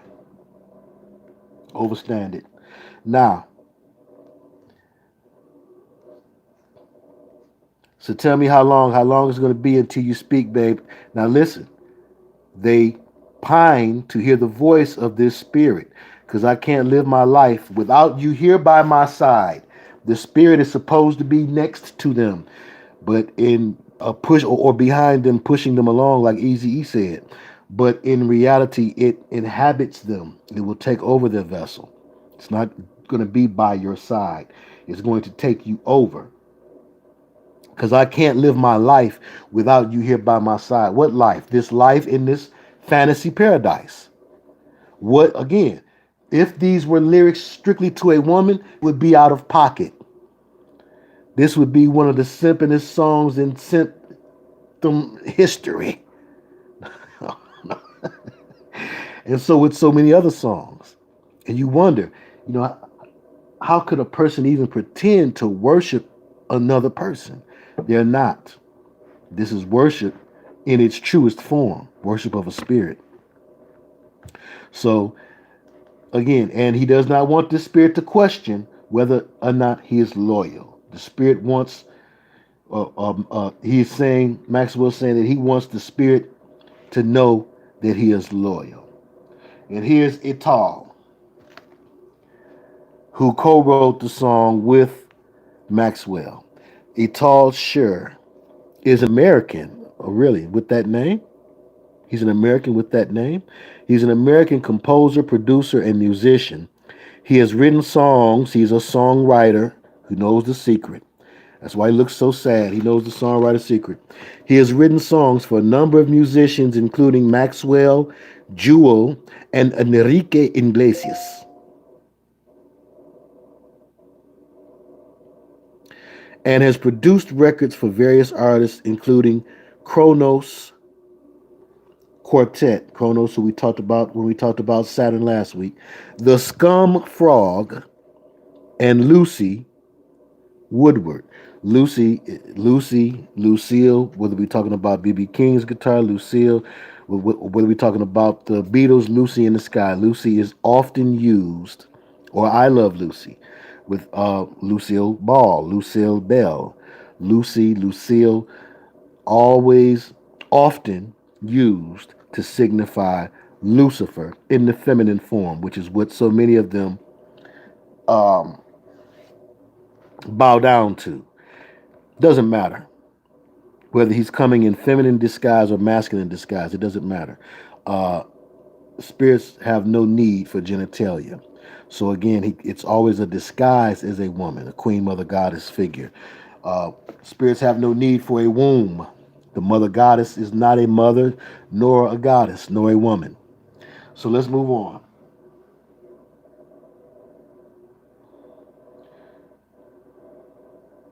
Okay, and Big Nephew Drew has a couple quotes from Sure, Ital Sure. He says, After I did Maxwell,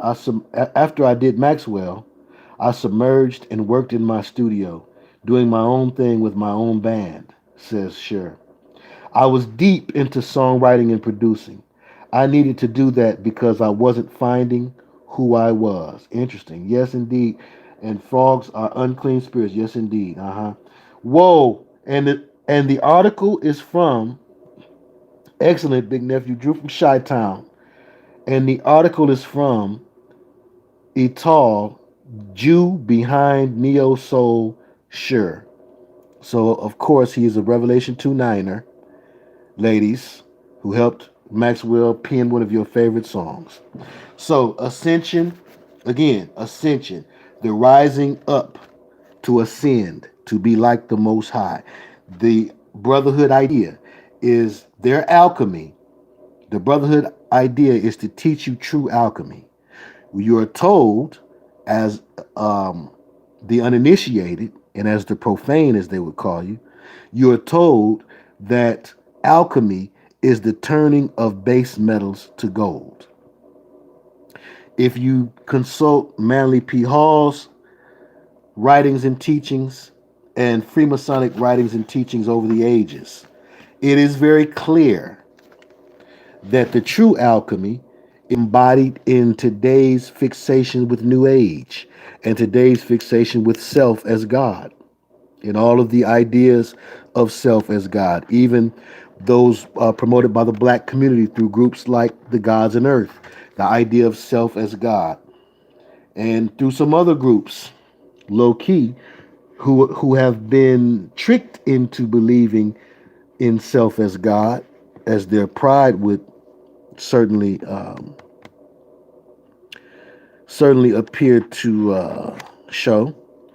But this whole idea of self as God, to ascend from mortal man into God man through the rebirth process of the brotherhood, the phoenix rising again, ascending, right? It dies when it burns up, right? It becomes ashes and it rises up from the ashes. That's the ascension. So the whole idea of rebirth, this whole idea is the Masonic or the New Age idea, actually the ancient Babylonian idea that you can be as God. The idea that was the key to the deception in the Garden of Eden. That same idea. So he named the song after that. So okay, so let's move on. Let us move on, right? Yes, the NOI, a lot of groups again are brotherhood tied in groups, whether they tell that to the profane or to the uninitiated or not, whether they tell that to the masses or not. The brotherhood controls them. And so, therefore, being a brotherhood member means that you're going to be subjected to this idea of ascension or this true Masonic alchemy, Freemasonic alchemy. Okay, so now let's move forward in the top 10. What's that, number 3? We got a long way to go, baby. Okay, hold on a second. Um,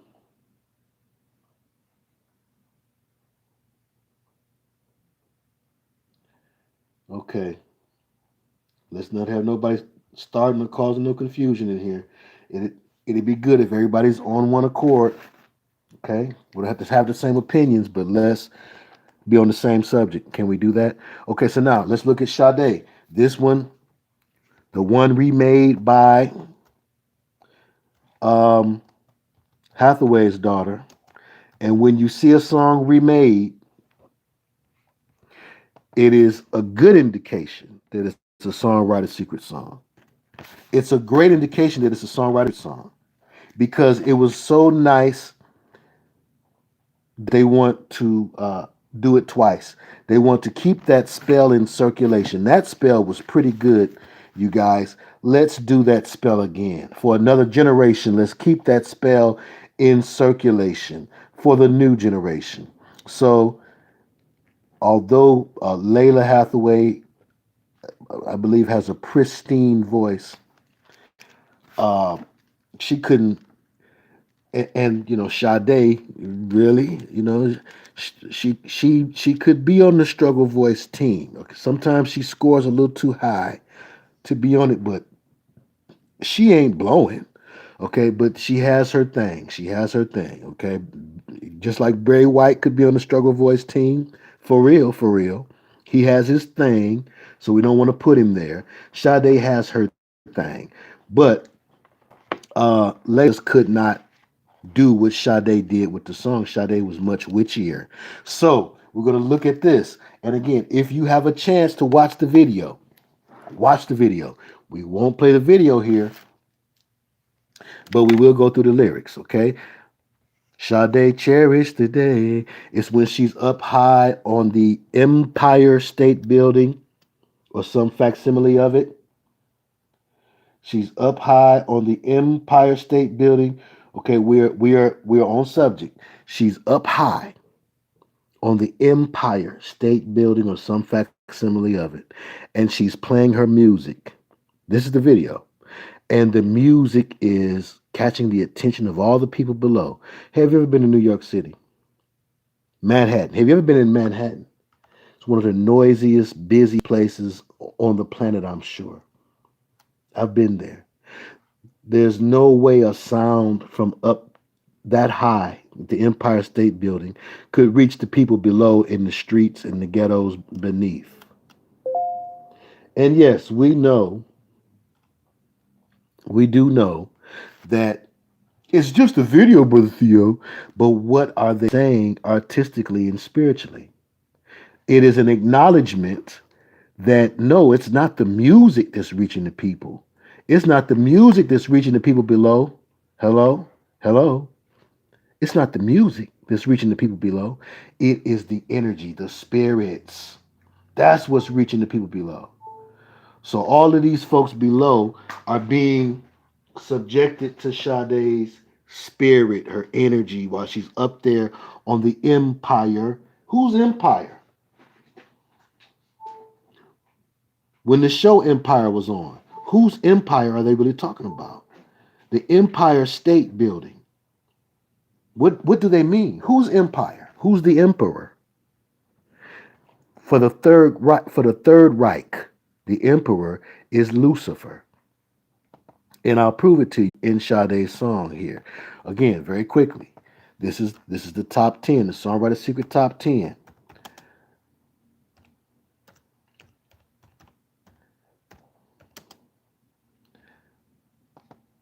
This was the mind-blowing part because here we have a technique that's commonly employed in Songwriter Secret songs. You will hear one thing, but find out when you check out the lyrics that it says something else. That's because most people are not expected to check out the lyrics to actually find out what does she really say right there. So many lyrics are sang or sung in a way that's muddled on purpose. Why? So that the idea that you may reject just off a knee-jerk reaction, you may reject some Luciferian idea if you heard it clearly. But if it just becomes a bit of a mumbling to you, and it kind of goes along with a particular rhythm or melody in the music, it'll just kind of slide by you and you don't realize it. So here you are singing this song in the shower or at your job or while you're sitting at the cubicle or in your cubicle. And, you just kind of let this song go through your head as you listening with your headphones on your earbuds. And you don't notice one part, but you know all the rest of the words, so you're not worried about that one part. Find out what that one part is. Sometimes what they'll do is they'll double their vocals. You know, Tupac did all his vocals doubled. They'll double their vocals, and on one track, they'll say the thing that they want you to believe that it says. And on the other track, yes, they do this. And on the other track, they'll sing something sinister. So it'll never be clear to you when these two tracks play together unless you were able to take that reel to reel and go into the studio and individually play each track. You would never know. And I'm talking about singers doing this. Legendary singers. Let me show you one. Lady Soul said, my mom always knew when I was sad because I played Sade, right? Okay, that's right, subliminal. A subliminal track. And they do this in the production and recording of singing songs. R&B, right? Okay, let's move on here. Yes, Sister Estelle, I believe that you found one. Now, look here. This was my one. Excuse me. Probably so, big nephew Drew. He says, I remember a few years back when she did a Demon Re-Up tour, and it was a big controversy over her not wanting to collab with Drake. Different level devils, yes. There's also the possibility of white witchcraft and black witchcraft. Again, the black and white chessboard game, it's all the same, right? We know it's all the same. Everybody here knows it's all the same, right? However, just like there are some people who realize that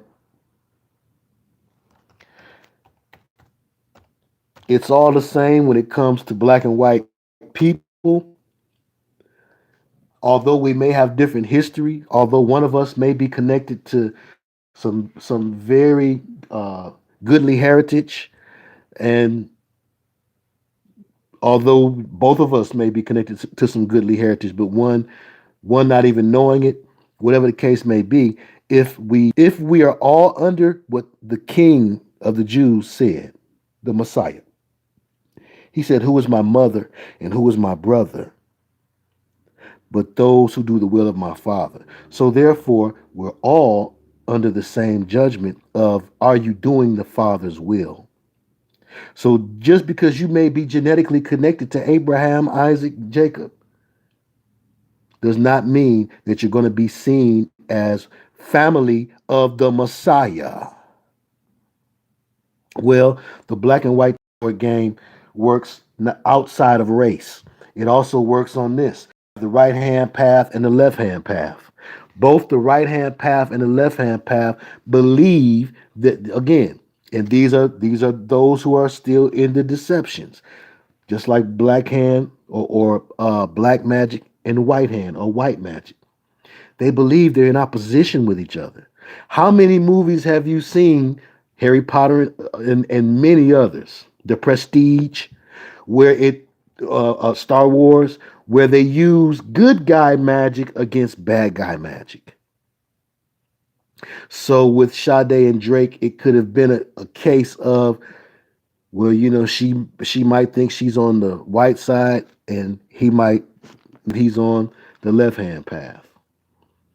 And there's still this idea, because obviously she was still chasing some of these Masonic ideas when she made Soldier of Love, because of her lyric in Soldier of Love, still looking for the light in the endless pool on the other side. It's a wild, wild west. So she knew that it was a battle going on and that there were sides being played in it. But it's all magic, right? Indeed. Yes, indeed. That's right. I create the light and the darkness. Amen. Now look here. Cherish the day. Here is the lyric. Here's the lyric in Cherish the Day that threw me until I looked it up. It was not, that's right, all of them witches, Ms. Monique. It was not until I looked this up that I knew this was what it said. And I bought this album the day it came out. Okay, so I'm not a hater, but uh, we got to look at things clearly, even if we wake up later. So I was bumping this when I was working at the post office in my headphones every day, 12-hour shifts, and I never could get this lyric. Okay, so here we go. Now, is this a man she's talking about? You're ruling the way that I move.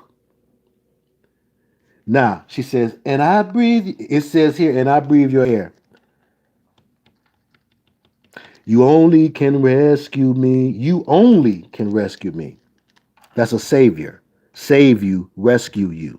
Okay? Listen, you're ruling the way that I move. This is a spirit inside the body. She's supposed to be African, South African, I believe, right?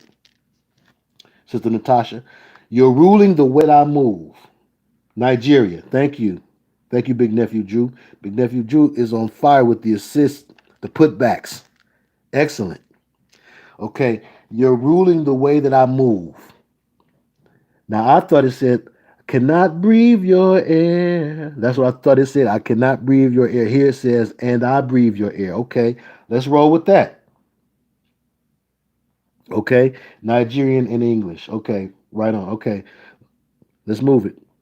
So you're ruling the way that I move. You're ruling the way that I move. Have you inhabited my vessel? And I breathe your air? Who gave you the breath of life? You gave me the kiss of life. Shouldn't she be talking about the Father there? But she's not. Let's continue. There you go. The Prince of the Power of the Air. Right on, Sister Estelle, with the rebound. Okay. And I breathe your air. You only can rescue me. Now, I thought for years, I thought she said, this is not fair.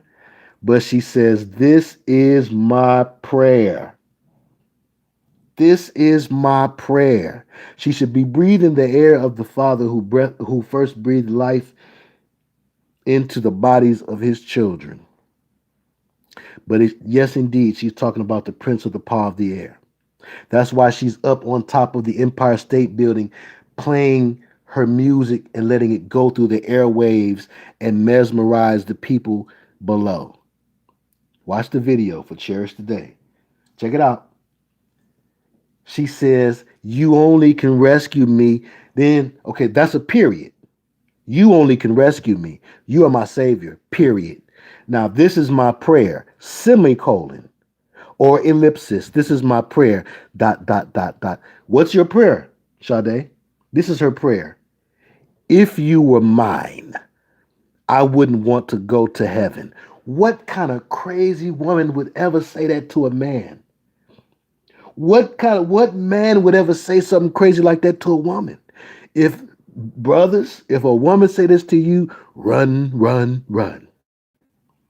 Sisters, if a man say this to you, lose his number. Get a restraining order. If you were mine, I wouldn't want to go to heaven. Said Dwayne from What's Happening. I cherish the day. So then I had to think to myself, what day? The ascension. The day that Lucifer takes the throne. I cherish the day. Right, run, Forrest, run. That's right, Lady Soul. The day, what day? She cherishes the day of the new world order coming into fruition, Lucifer taking the throne, because she says this, I won't go astray. Whoa, I won't be afraid. You won't catch me running. So many of us are going to be running. People are going to be afraid. There are people who are signed up with Lucifer that's going to say, oh, Lord, I made a mistake, Lord. You're ruling the way that I move. Okay, that's enough of that. Let's move on. Let's move on. So, nail in the coffin. I do this often. Now, here's one that we can play.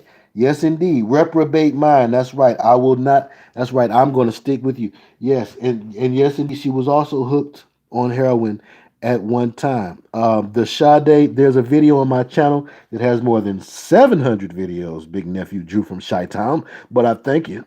I thank you for welcoming that that viewer in.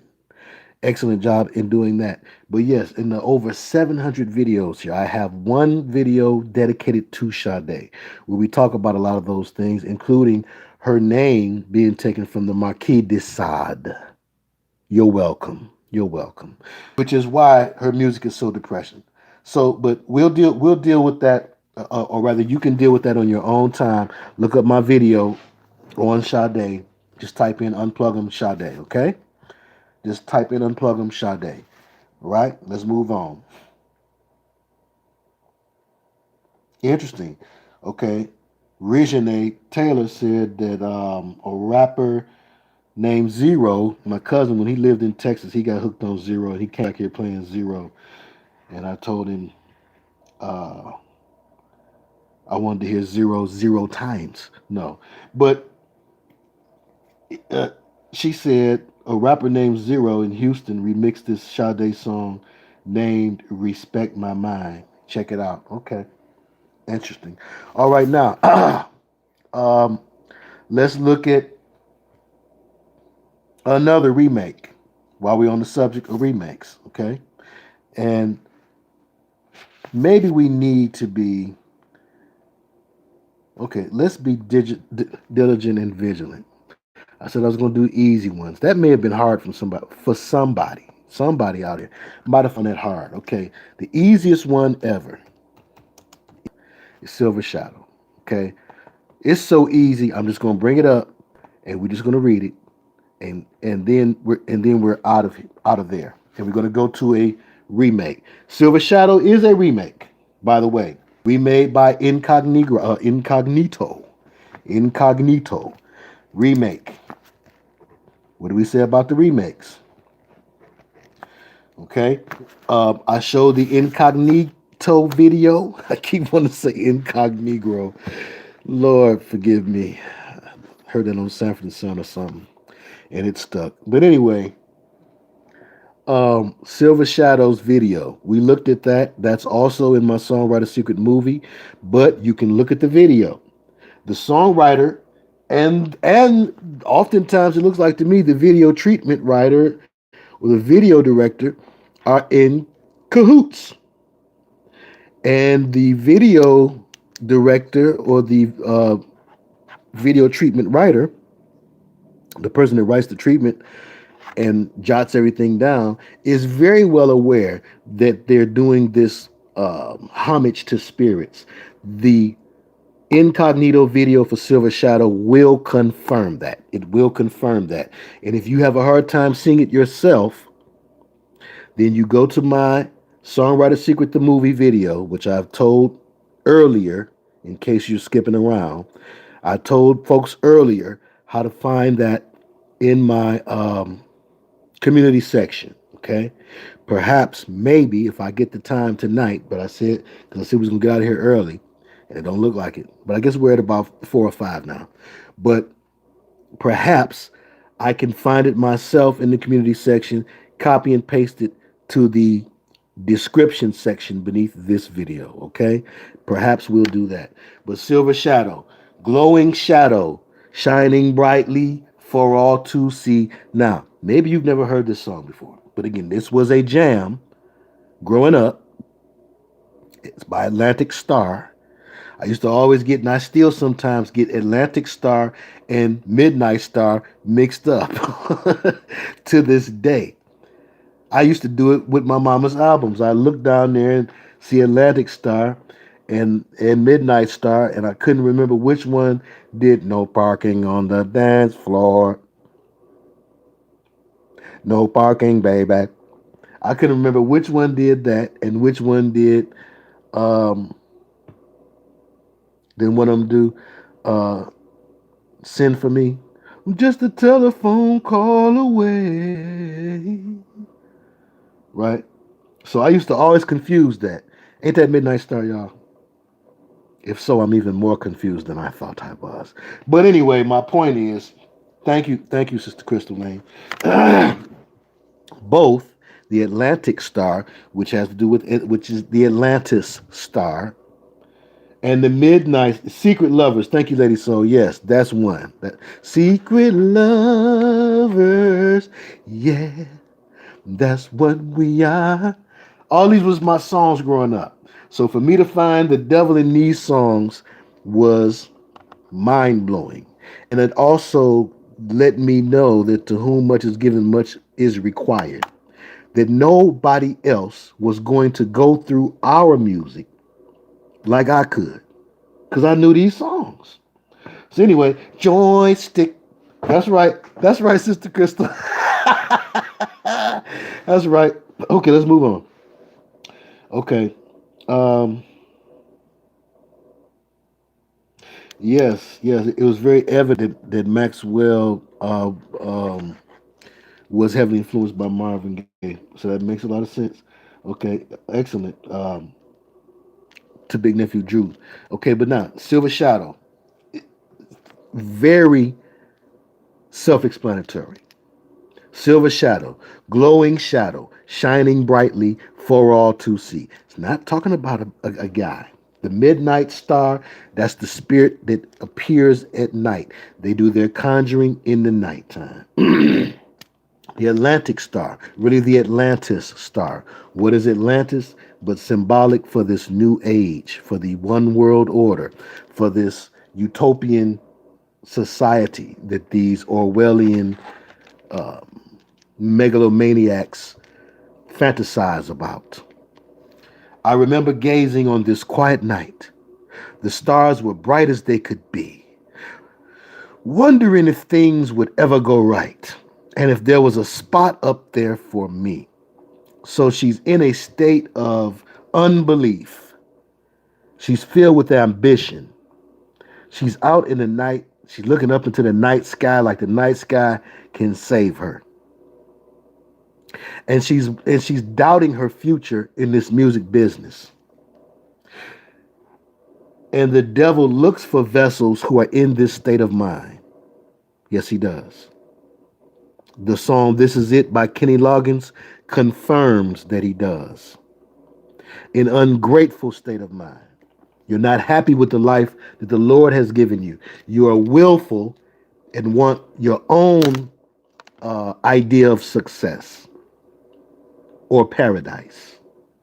So then one star got brighter by the minute. One of those watcher spirits realized that she was in that state of mind and said, aha, we have got a vessel. We've got a vessel primed. There's a prime vessel down there. Then one star got brighter by the minute. Strange that it seemed to have my name written in it. Strange that it seemed to have my name written in it. What kind of love song is this here?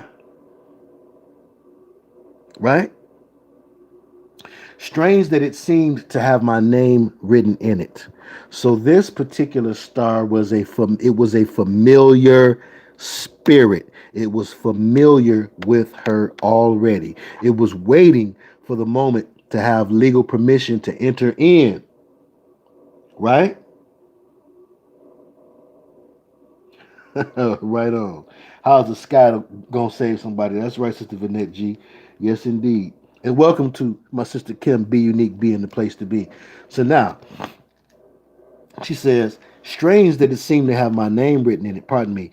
I reached for the star, giving it permission by reaching out for it. The devil hijacked people's lives, making them unhappy with it. Yes, indeed. God gave us all wonderful lives, but the devil robs us of this. Yes, indeed. And also, there's also ambition. They call it blind ambition, to where for whatever reasons, oftentimes insecurity, you begin to think, well, you know what? I can reach the top, or I need to reach the top. My uncle was at the top of his game, or my ancestor, my great grandfather was at the top of his game. I need to be able to do that same thing too. Or my brother was the top of his game. I need to be able to do that same thing too. I want to reach the top. I won't be satisfied with having my needs provided for. I want my wants too. I want my wants. So that one star got brighter by the minute. Strange that it seemed to have my name written in it. I reached for the star and it kissed me with its light. This false light, this idea that Satan and his angels can masquerade as beings of light. It made me cast a shadow that was silver and bright. It has now become a reflection of you. That's that hermeticism, that duality, that uh, what a lot of people think of as cloning, just making a mirror of you in the spirit. That thing will masquerade as you. There was a movie I just recently saw where the girl is looking in the mirror and the reflection in the mirror of herself starts talking to her. It's really like the dark side of her, but she ends up finding out that her parents had killed her twin because her twin was deformed. I forget the name of that movie, but anyway, um, this idea is shown in a lot of movies that there is a once you become one with this spirit. No, it wasn't the Us movie, although Brother VL, Us did it too. Us definitely did it. This was, well, Black Swan is one, but it wasn't Black Swan. It was a girl. She was supposed to be in high school. Look away. Look away. That's the name of it. Look away. Look away. Look away. In that movie, in Black Swan, in so many movies, there's this idea of this dual you. It's not talking about cloning. That really burns my bottom when people say that. It makes my tail crack hickory nuts.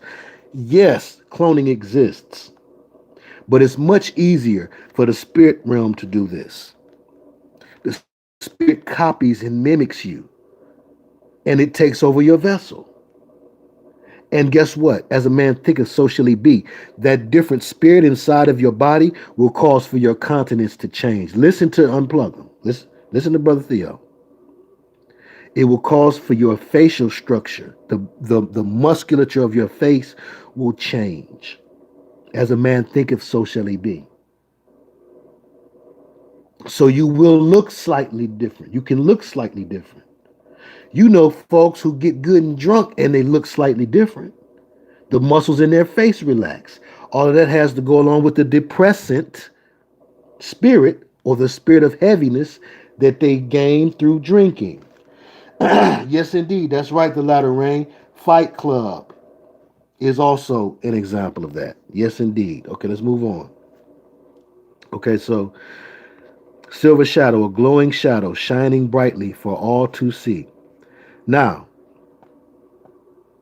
and again, this is the spiritual reflection of this individual. So now look, check this out. Now here is the ungrateful spirit. I never had and resentment. This is resentment, bitterness, heaviness. I never had any real reason to thank my lucky stars. First of all, there ain't no lucky stars, but she talking about her spirits, the spirits of luck, quote unquote. But now I've got a pretty good reason because I know I'm going to go far. Really? So now that I know things are going to be good for me and looking up, now that I know that, I can be thankful. Now that I know things are going to go my way, I can be thankful. Isn't that something? Okay. But now I've got a pretty good reason because I know I'm going to go far. And here's the killer dealer right here. I believe in magic. I know because don't y'all also got a song called Catch a Four-Leaf Clover, maybe you get over. So when she say, I believe in magic, I really do. I believe her. No. She says, I believe in magic. I really do. With all that's happened, it's got to be true. She's talking about her journey into the music business. This is not about a man or a woman. She's talking about her journey into the music business. I cast a silver shadow from the kiss of the light. Who was the light? The false light, the light that they're always seeking, the light that is promised to brotherhood members who say that they're seeking the source of the light bearer. I knew that I was destined, starting with tonight. Silver shadow, a glowing shadow, shining brightly for all to see. Silver shadow, my future's shadow, trying to tell me of the star I would be. Here's the last verse. Since I was chosen among the rest, I dedicate myself. That means I will be loyal to the brotherhood, the sisterhood, Lucifer's group. I will be loyal. I'm going to give it all to this. I'm going to give my all to this, and I'm going to give it my all. And I'm going to give all that I am to this dream. I dedicate myself. I'm going to be the very best. And my shadow, forever silver, will remain. And the world will always remember my name. That's another one of the members who seek fortune and fame. They want to always be remembered. Songwriters David Lewis and Wayne I. Lewis. Okay, so now that's what we say again. We call it the songwriter's secret because the person that's singing the song does not necessarily um, know everything that the songwriter has to know to write the song in Luciferian code. And then sometimes they do. Sometimes the singer can sit right there with the songwriters and not get credited. You know that, right? The singer can have plenty of input on this. The songwriters could be talking her through it, letting her know, what they're going to do. Or she could have gone to the songwriters and said, well, you know what, guys, Lewis Brothers, this is my idea. I want to talk about my journey into this business. And then the Lewis brothers sit down and they write out Silver Shadow. Either way, it's been remade. Now another one remade, and 189 folks have hit that like 100. Pardon me, 189 folks, 190 people in here tonight. 142 have struck that like. Another remake, and again, the remakes are because this program was so good the first time around that we had to renew the program for another generation. Give it another spin. The system, you are in my system.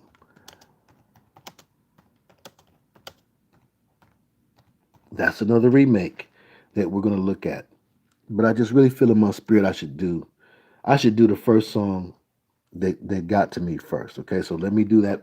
Let me do that one first, and that is "It Seems to Hang On." I don't remember doing that with y'all in some years. Okay, but we're going to do that one first, and then we're going to go to the system. "You're in My System," which is a remake. Okay, but this is the one that opened me up like a can of worms. Listening to it again, not having any expectation that I was going to find anything, and it was just a moment that the Lord decided to reveal to me that um, this song was not what I thought it was. Yes, Big Nephew Drew, I very plainly just stated that the Lewis brothers wrote the song. Okay, so now let's move along. Let's go forward. Pardon me. Okay, it seems to hang on. Pardon me. Ashford and Simpson, very big songwriters in the Motown era. And if I remember correctly, they had some connection to Scepter and Wand before coming to Motown. I looked them up extensively when I figured out that this song was not what I thought it was. And this was the first one. This was my first one ever. So, of course, I had to look them up. Husband and wife team. I looked at everything concerning them in the beginning. It's been some years now, actually. And Nick Ashford has since passed on, and Nick Ashford played the Reverend. I thought it was interesting. He played the Reverend in New Jack City. I thought that was really interesting. And he was a corrupt Reverend, because if you remember, he was sitting around with Nino Brown in the abandoned or vacant building or whatever when the old man came to confront Nino Brown the first time and try to shoot him. So Nick Ashford, I believe, has always probably had some sort of, or for a long time rather, had some sort of vendetta against those who believe. You could only play that role if you are of the idea that we are the ones that have been deceived. So their origin is New York, New York, United States. Ashford and Simpson were an American husband and wife songwriting production team and recording duo of Nicholas Ashford, born May 4th, 1941, died August 22nd, 2211. Some dualities there, but let's move on. And Valerie Simpson, born August 26th, 1946. Ashford was actually born in Fairfield, South Carolina, and Simpson was born in the Bronx, New York. Afterwards, his family relocated to Ypsilanti, Michigan, where he became a member of Christ Temple Baptist Church. While there, he sang with a group called the Hammond Singers, named after the founding minister James Hammond. Later, Nicholas attended and graduated from Willow Run High School in Ypsilanti, Michigan, before pursuing his professional career, where he would ultimately meet his wife, Valerie. They met at Harlem's White Rock Baptist Church in 1964. Now, either these were people who, the devil, his favorite thing is to pull people from the church. So either he pulled them from the church or they were involved in some churches that led to brotherhood affiliations. That also happens. Okay, let's read on. After having recorded unsuccessfully as a duo, here we go. They joined an aspiring solo artist and former member of the Ikettes, Joshi Joe Armstead, at the Scepter Wand label. The Scepter Wand label. Wand means magic wand. Scepter means ruler. So the ruler is the god of magic. Remember, we tied the whispers to the Scepter Wand label. Okay, another of the trio's song. So they first was writing with Joshi Joe Armstead. I wonder how long did Joshi Joe live. But another of the trio's songs, "Let's Go Get Stoned," gave Ray Charles a number one U.S. R&B hit in 1966. 1966. That's 1 666. That same year, Ashford and Simpson joined Motown, where their best known songs included "Ain't No Mountain High Enough," "You're All I Need to Get By," "Ain't Nothing Like the Real Thing," and "Reach Out and Touch Somebody's Hand." Ashford and Simpson wrote many other hit songs, including Shaka Khan's "I'm Every Woman," which is on our top 10, rounding it out. So technically, Ashford and Simpson have two on our top 10 tonight. What number are we on now, y'all? Okay, so let's look at this song here. Somebody let me know, please, because I asked you. I asked somebody the time, police. I got to get up early in the morning. We're on number 7. Living Soul. Somebody confirm that, please. Somebody confirm that. Confirm or deny. This song we can play. Some people don't know this song. A lot of people don't know this song. It, in my opinion, wasn't a hit song. This was not a hit song. How many? What? Yes, that's right. 10 is the dead. 10 is the deadline. Yes, 10 is the deadline for the night. What number are we on? Well, it all depends because I've got a list, and I'm really taking 10 from the list, but a Gap Band is on there for you. Drop the bomb on me, okay? Another shocker. Another shocker because of one damning lyric. Okay, we are on 7. Okay, I got 3 more to do. Okay, thank y'all. Thank y'all for confirming that. It's not that I didn't want to just take your word for a living soul. I just wanted to make sure that everyone else had the same count. All right. So this is number 7. It seems to hang on. Now, how does the song go? Pretty sure we can play this because this is not something happened with them to where their music is not on. From what I recall, it wasn't Vivo. Solid as a Rock might be Vivo. Maybe that's a different deal when they made Solid as a Rock. That song was more popular. Didn't like that song. I didn't like Solid as a Rock. I really hated that song, to be honest with you. Um, Love It Away sounds all right. It seemed Hang On wasn't my song. That was my people's song. But it wasn't mine.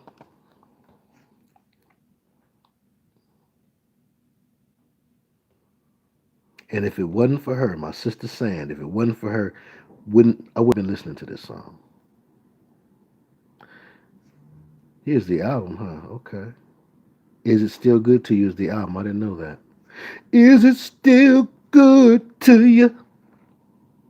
Didn't like it. Okay. So it's 7 minutes long. Most of them 5:13. I don't want them to cut it out. I don't want nothing cut out of this. But the album it seems to be on is It Still Good to Your album. But okay, here's the song for those that don't know. And quickly.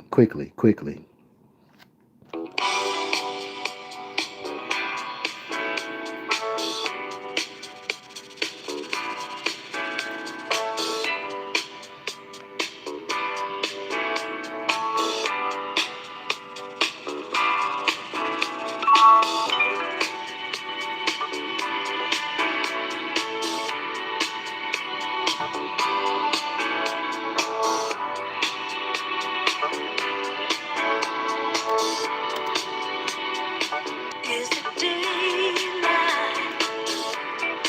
I can't tell no more. Never had this condition before. Okay, now very smoothly singing and singing in a way where you can't pick up on what she says. She says, "Is it daylight? I can't tell no more. Never had this condition before." Well, what condition is it that got you where you can't tell daylight from nighttime, right? So you don't know if it's daylight. That means you're not in the light. What does that mean? If you can't tell if it's daylight, that means you're in the darkness. You hear me? That means that you're in the darkness. If you can't tell it's daylight, is it daylight? I can't tell no more. Never had this condition before. Well, blindness, spiritual blindness. Everywhere I turn, it seems to hang on. Everything I do, it seems to hang on. Everywhere I turn, it seems to hang on. Everything I do, it seems to hang on. 'Cause I'm mistaken about you. Now, in the background going, it seems to hang on. Whispery background, right? Let's look at the official. Because I think she says, "Was I thinking about you?" But I just want to be sure. I know the lyrics, but I want to be sure. It seems to hang on.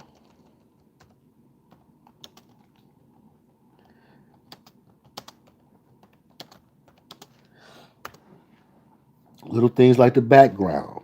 Again, it's constructed in a way where like that's your conscious whispering to you in the background. In the back of your mind, you realize that something is wrong. This thing keeps hanging on. Okay. She says, Was I mistaken about you? That's what she says. I'm glad I looked it up. That's what she says. Everywhere I turn, it seems to hang on. Everything I do, it seems to hang on. Was I mistaken about you? Was I mistaken about you? So now, if she's singing about love that seems to hang on, is she glad it's hanging on or is she not? She's assuming it's love like a goofy goober, taking the exoteric misunderstanding and saying, okay, this doesn't sound like a good situation. She calls it a condition. She can't tell if it's daylight anymore. Everywhere I turn, everything I do, it seems to hang on. Was I mistaken about you? Now, here come Nick. This vampire in Brooklyn looking so.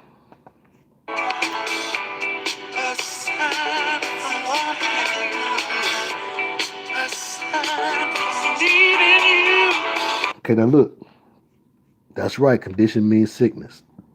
So Nick come in and say, aside from wanting you, aside from I can't go to that. Aside from needing you, let me give you some idea.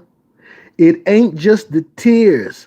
The fact of it ain't just the tears. The fact of it is, I can't go nowhere. I can't be the same.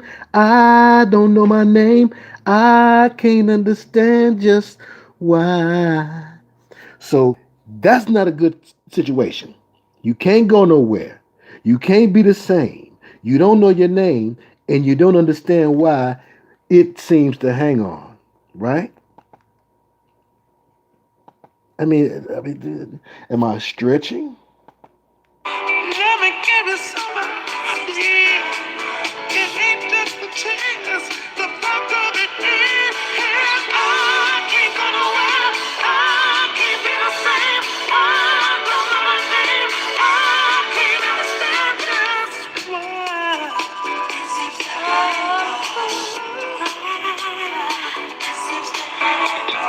to Eddie Murphy, with his sense of humor, may have taken his cue from Nick Ashford's look. Okay, that's quite possible. Okay, now that's right, big nephew, brother, Mr. Ronell. Yes, taking over the temple completely. This thing is doing what it want to do, when it was supposed to be called up in order to help you, to aid you in your career, like Silver Shadow Girl. In the Silver Shadow song, she's still in goofy goober mode. She's still in the naive stage where she believes this thing is going to help her career. Do you understand? Now, and it seems to hang on. They're in the mode where, wait a minute, we've been in this a little while, and this ain't what we was told. Sting gives you the whole picture from the beginning of being naive all the way to realizing, wait a minute, the servant is the master. This thing that's supposed to serve me is really my boss. It's really bossing me. It is my master. Overstand? Let's see here.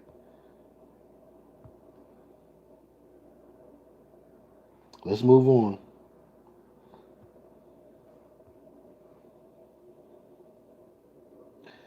Um, Listen.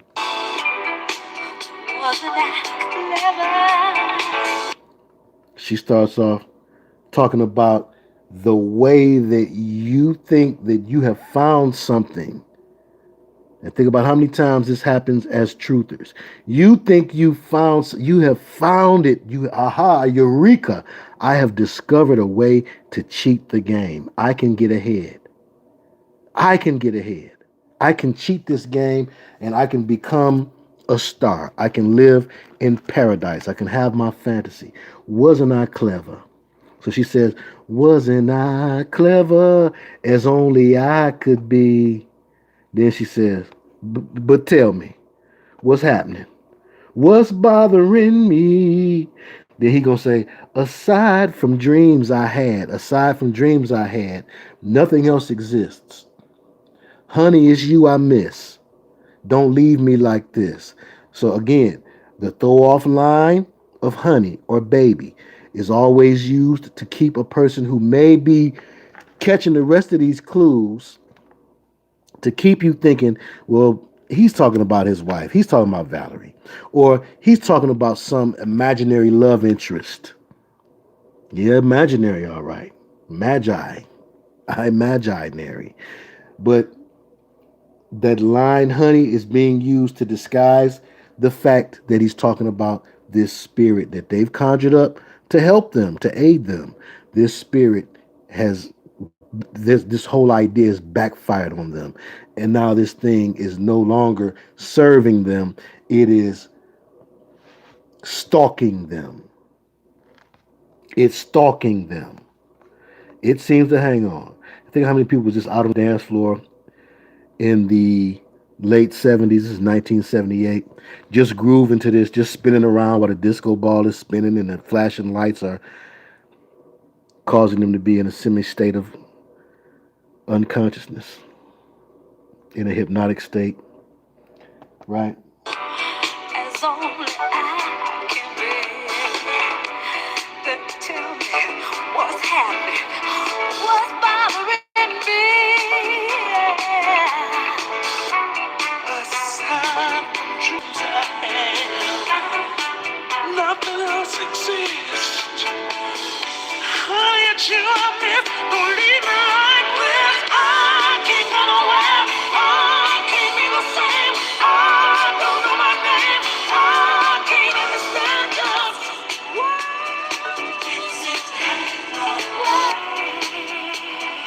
It's it snowball rolling down the hill. Look behind me, it's there still. Oh, like a shadow, it follows. Oh.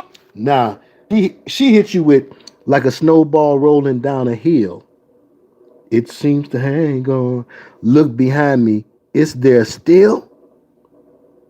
And then he comes in with like a shadow. It follows. They don't sound too happy about love.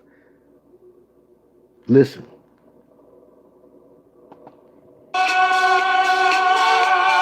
This was the aha moment. Here it comes. Loose me, loose me, loose me, please. I can't go away. I can't be the same. When have you ever heard a song where they break off into Loose Me? Okay. Okay. So that was the song that opened me up to the songwriter secret. So that's that's number 7. Okay, right? So that was again a very blatant example that they're not talking about love. Although in the end of the song they have to give you the playoff and they say it's love or something at the end of the song as the playoff. You have to have greater discernment. The devil's not going to tell you he's lying, right? He'll show you some indication that he's lying, but you got to put 2 and 2 together yourself. So that's when I began to realize, okay, their idea for love, LOVE, is different than the concept of, say, if the Hebrew is correct, ahava, okay, or love in other languages. Perhaps it's like the word sun. It was once the helios or the soul, as it's solar. They use the word sun as masonic trickery. So you confuse sun with son. And so they can say things like, see, back in the day, they used to worship the sun in the sky, and now they got you worshiping the sun on the cross. See, they couldn't say that if they didn't give you the word sun for what used to be called helios or shamash. Overstand. So now the word love, again, that's the word we use today. It just so happens to be the phonetic spelling of it backwards or rather the pronunciation of it phonetically, if you spell it backwards, is Evo. And I don't find that to be a coincidence. Okay, so now the system. Number 8. The system, which I think is Vivo too, but we'll see. It was remade. I think it was remade by the same guy who made Simply Irresistible. It is non-singing self. I think. What's his name?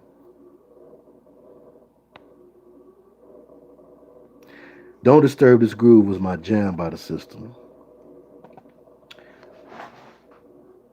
Um, who remade that? She's so fine, ain't no telling where your money went. Terrible. Okay.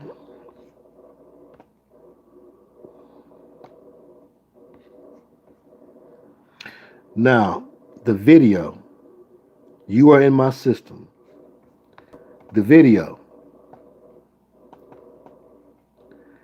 I believe the video is in the Songwriter Secret, the movie. If not, y'all can see this, can't you? You can see that, right? That's a clip from the video. The video shows and proves it, from the devil horn boots or shoes that he has on to his blatant use of the Eye of Horus symbol throughout the song. Robert Palmer, thank you, Seventh Ward Creole. Yes, throughout the song. Look at that picture. That's a picture taken from my work that someone used. I took that picture. I captured that scene in the video, and it became one of Google images. And so when Undisc Music 2 years ago posted this particular video, they used my picture of him holding up the Horus, the Eye of Horus, or the brown eye symbol. Interestingly enough, it's an admission by them. It's an admission by them. So, lyrics.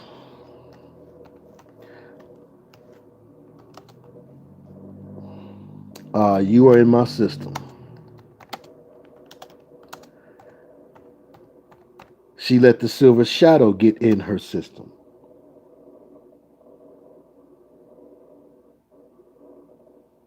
Yes, Holly Holt. I used to like You Are in My System.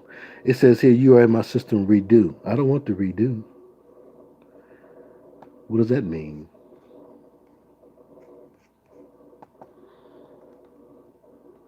That's interesting. So did Robert Palmer change some of the lyrics? Anyway, I know the lyrics, so we'll look at Genius.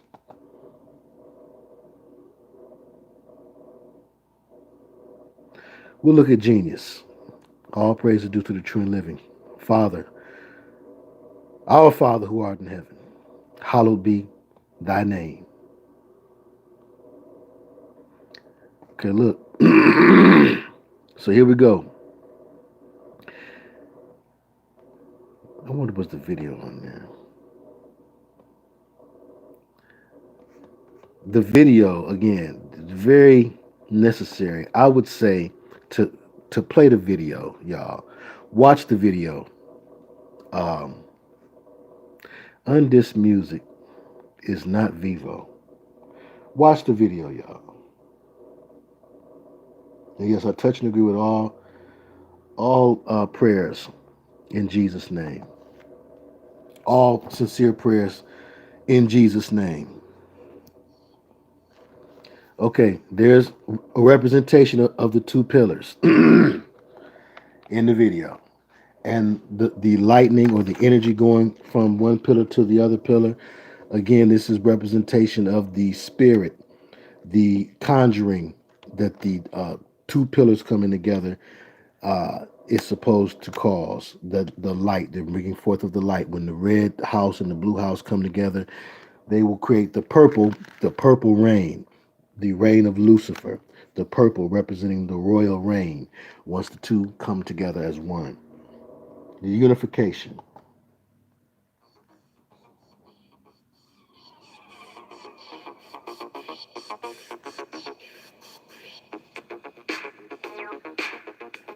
And the use of the computer and the computer waves. Check him out though. Day by day and night by night, I feel in my mind. It happens all the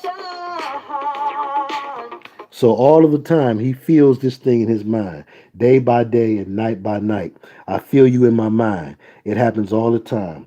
Again, I broke this down before, and so I'm just going to take you up to the key parts here, and then you can check it out some more on your own. Um, and then we're going to go ahead to number 9. My daydreams stop, and my heart beats on. I can't take it anymore. It's you I live for. And again, this idea that you would live for a woman, okay, or you would live for your man, whatever the case may be, that isn't healthy. We know that much today. But that whole idea was being perpetuated through song back then. People don't necessarily feel that way, especially not for somebody that they've just met and things of that nature. Not normally. And all of these songs is telling you about how, or it's depicting in the video how he just meets this woman in red, and then he's singing these lyrics of dedication to her, lifelong dedication, and even saying that she's in his system, what, in his nervous system. How does that happen? So again, if we really logically look at things, you'll be able to think to yourself, wait a minute, this, this only it can only logically be to some spirit, some devil. I'm giving up all of this reverence for some woman that I've just met, or for some woman I'm attracted to. Right? Let's move on. Yes, he do look a mess. Michael Jackson esque, as if they was like, hey man, we're gonna make you as big as Michael, right? That's what they told him at one time. But Oh, baby, you are in my system. Just want to know that. Oh, now, in the later choruses, when he says "oh," that's when he's gonna throw up the Eye of Horus. But now I had to wonder. I was like, so why are they in outer space? Well, the star system, brother Theo. Because again, that realm that we've been taught, that's where the aliens are. That realm is the outer darkness. Outer space is outer darkness. And so the depiction of the devil living in that realm has been characterized or caricatured into today's depiction of aliens living in that realm. Aliens, devils living in that realm, aliens living in that realm. Same idea. So again, the brotherhood understand this concept. So this is why he's standing in front of outer space. Understand? in my system. Got me burning, burning, baby. Oh, in my system. Yes, indeed. Oh, in my system. Don't you know that, baby? Here's the woman in red. I will keep on pushing, pushing until I get through. He sees her and immediately follows her. That's symbolized in a lot of movies and in other videos. It's also symbolized in the whispers, "Keep on loving me." I don't remember whether she has on red in the beginning or not, but she walks past and they all follow her. And I was wondering myself, what is y'all gonna do? All y'all following her? What's really going on? But of course, the idea would be ludicrous if it were only in the flesh, all of these brothers following her. That would not fare well for any woman.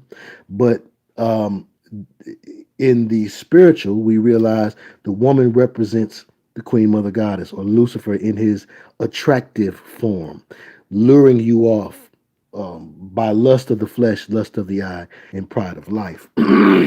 So here we have the lead singer. And again, these guys did not have to be conscious of these things. They didn't have to be consciously aware.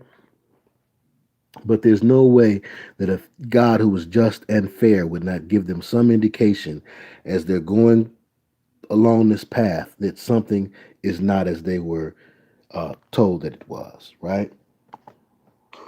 My main objective, baby, is to get to you. Turn your mind around. I know it takes time. Turn your mind around. Again, we know that the adversary has this big thing, this big deal about reversing things, turning things upside down and reversing them. So to turn your mind around, again, they had to convince people. People were not willingly. Um, they have to convince you, and they have to lure you, draw you into this world.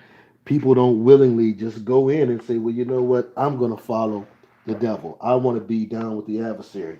That's not how it happens. So your mind has to be turned around. You have to really be out of your right mind um, and in your wrong mind.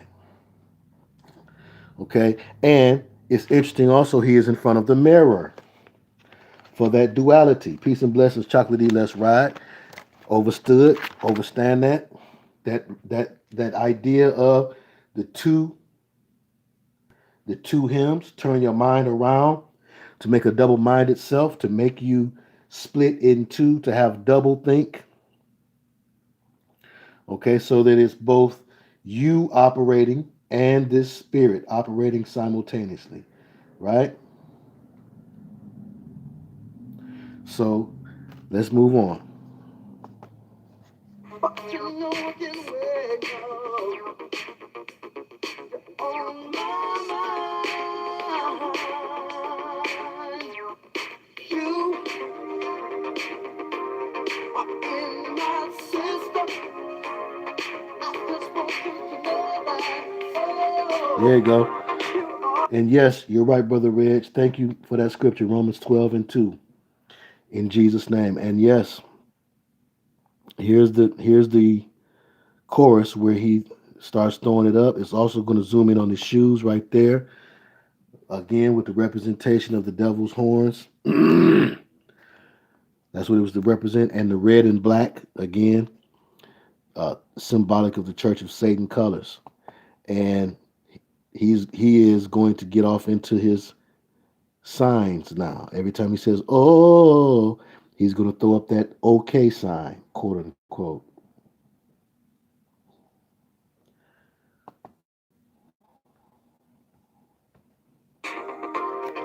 In my system, I just want you Right to here. know that. Oh, you And are see how he does it? in my system. When when he throws it up, he throws it up with a look like, okay, I'm sending a message. Message!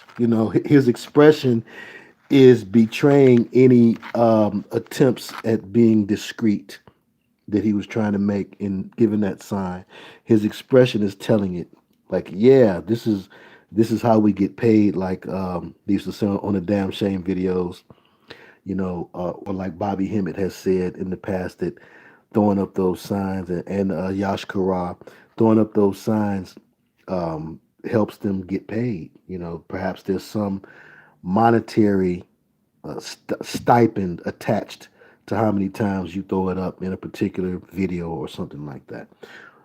But again, that's only from the speculation of those two brothers. That's where I heard that information.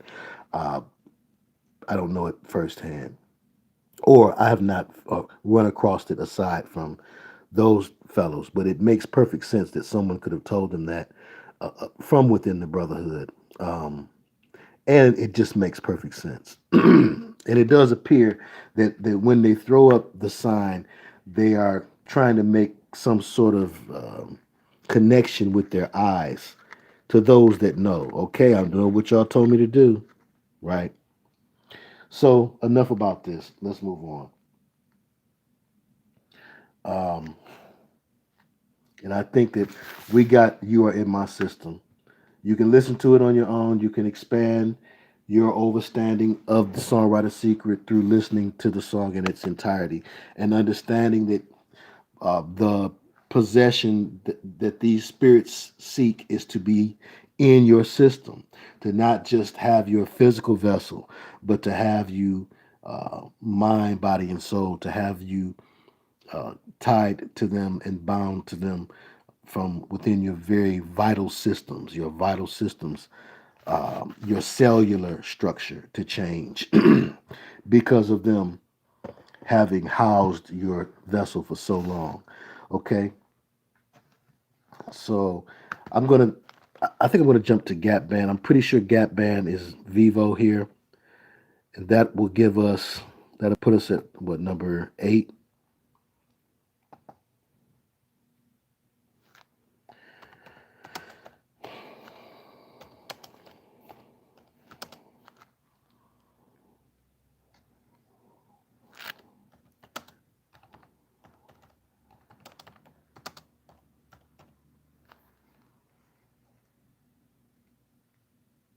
Number 9. Okay, good.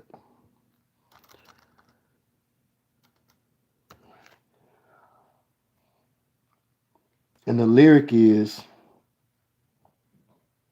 just like Adam and Eve. I'm gonna I'm gonna give you the spoiler, okay? And let's get through this so we can lay on down. Just like Adam and Eve, you said you set me free. You took me to the sky. I've never been so high. This is not to a woman. Again, how's a woman gonna set you free? You were the girl that changed my world. You were the girl for me. Again, the girl is the throw off who changed his world was the spirit. The spirit changed his world.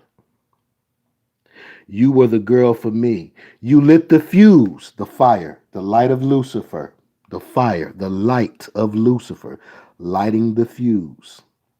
A single match, a single wooden match. A single wooden match is called a Lucifer. Look it up. That's the difference between the 32nd degree and the 33rd degree on a profane level. At 32 degrees, you're still frozen. Once you're given the light of Lucifer or the overstanding that Lucifer is the Prometheus, he did indeed give us knowledge. Then that light, that light, that fire, that match is put to your frozen 32nd degree level, and that honorary degree to 33, you realize Lucifer is God. Now you're unthawed. Now you're unthawed. You are no longer frozen at 32. You can make some moves that you couldn't make at 32 as a 33rd degree. So, you were the girl that changed my world. You were the girl for me. You lit the fuse. I stand accused by who? The accuser, for the accuser of our brethren was cast down, and it was done so by the blood of the Lamb and the word of our testimony. By the accuser, I stand accused. I stand accused. You were the first for me, but you turned me out. But you turned me out, babe. But you turned me out. And in slang vernacular, in street terms, that's straight up. You sexually blew my mind. But in other terms, it could also mean that you're the one who introduced me to something very strange. Strange, something taboo. You introduced me. Baby, you dropped the bomb on me. Okay. You were my thrills. You were my pills. You dropped a bomb on me. You turned me out. You turned me on. Turned me loose. Then you turned me wrong. So you turned me loose, meaning you gave me this form of freedom that really was not good for me. You turned me loose, then you turned me wrong. Yes, this is one of the jammingest jams of all time. This is one of my favorite songs in R&B soul music. It's a jam. The song come on, it's be difficult for you not to move your feet, right? Right? It's gonna take everything within you to stay still. But it doesn't change the facts. So we're not, we don't Cookie say slang my curl. Um, yeah, you know, we there's nothing wrong with our ears. The devil don't want bad sounding music to in order to draw people who have a certain ear and who have a certain singing ability, you have to come at them the way that will attract them. There was no way he could attract people from my community unless he got in full disguise and came subtly. So he had to come in a disguise of funky beats, soulful and melodic music, good singing. Charlie Wilson can blow. Charlie Wilson is a bad dude, not a struggle voice candidate by any means, sir, but compromised nonetheless. Yes, I have ruined black backyard barbecues forever for all of you. You need to stay away from that barbecue anyway. But yes, indeed, I've ruined it for you. But okay. And in the interest of full disclosure, I have a playlist. I have a playlist with all kind of jams on it. And I listen to it while I'm picking up things and putting things down. And yes, I cannot escape the songwriter's secret. It only makes me sharper. It only makes me sharper, my dear. And sometimes I play that playlist and sometimes I just listen to the jazz because the music does get on my nerves after so long. I listening to all these songs that you thought were great and you just can't help but get away from the fact that, hey, this is Luciferian fodder. This is nothing but a promotion of Lucifer's agenda in a variety of ways. From the very slick way of Love TKO. Love TKO is one that's so slick. Maybe that'll be the last one for the night because it's really slick. It's much slicker than the other examples tonight. It's really like an advanced class songwriter secret song. Love TKO. So but here we go. So you lit the fuse, I stand accused. You were the first for me. What is it? What does that mean? You were the first for me. Is he talking about the woman that took his virginity, or is he talking about the first time he's introduced or exposed to something else? Right. So it could be that again, this was the first experience that turned him on to this new lifestyle. Okay, so let's move on. You know the hook, baby. You turned me out, baby. You dropped a bomb on me. That is, and when is that ever good? Think about that. Think about that. People use all kind of terms today that are negative. People say something is dope. When dope is not a good thing, although it may refer to dopamine, which gives you a good feeling. But the original slang term for dope was not good. The original slang term for nigga, not good. The original slang term for thug, not good. The original slang term for goon, Not good. The original slang term for bomb, that movie bombed at the box office. Then we got the Dr. Dre and G-Funk era where the bomb, Snoop Doggy Dogg, the bomb. And then people picked up on the West Coast slang or the new school West Coast slang of something being bomb, being good. Well, here we have him saying before the time of bomb meaning good, as he did in the G-Funk era, we have him saying that you dropped a bomb on me and we just jamming to it. It wasn't nothing good. They bombed uh, Project Move in Philadelphia, wasn't that? In Philadelphia? They bombed Tulsa, Oklahoma,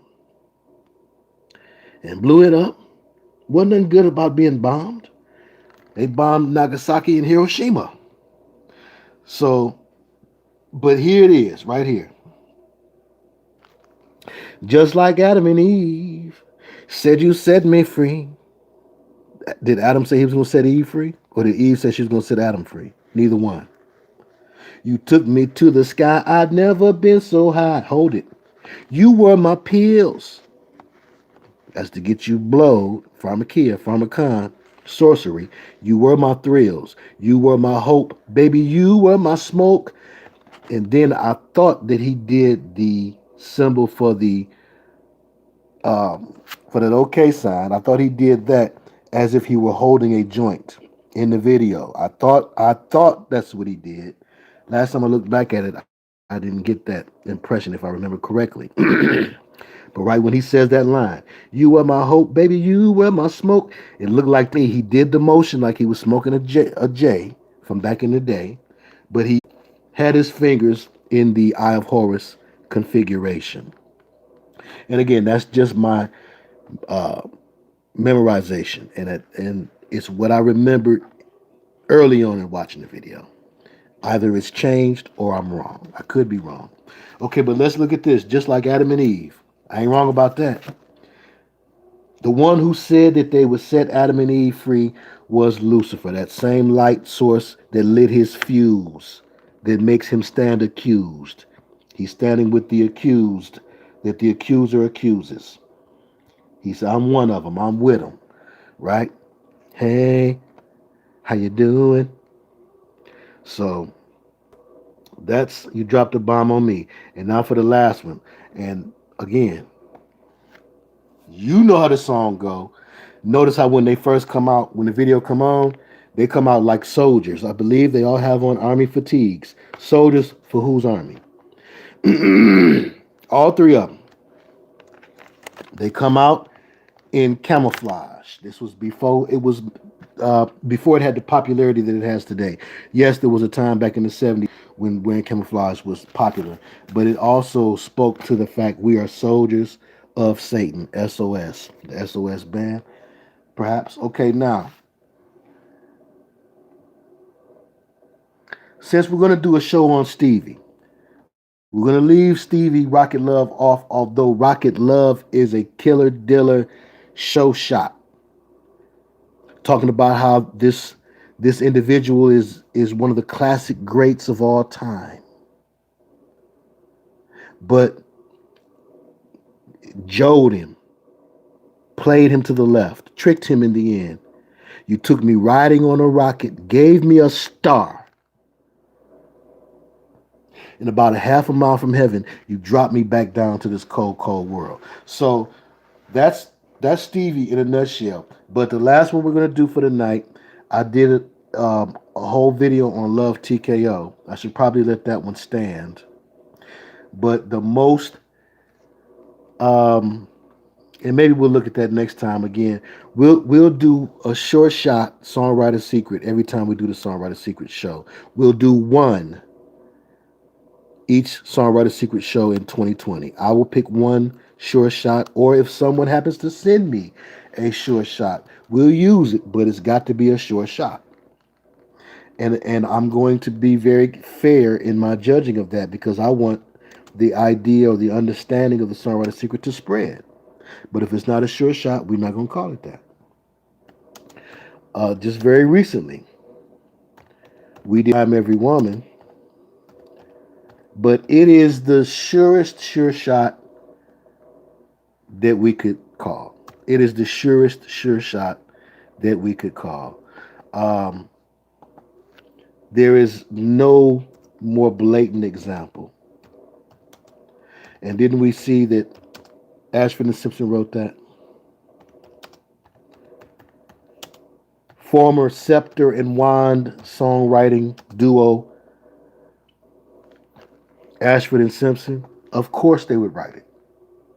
I'm Every Woman, Shaka Khan, which is again another remake. To my point about the remakes. Come on, y'all. I'm on fire tonight.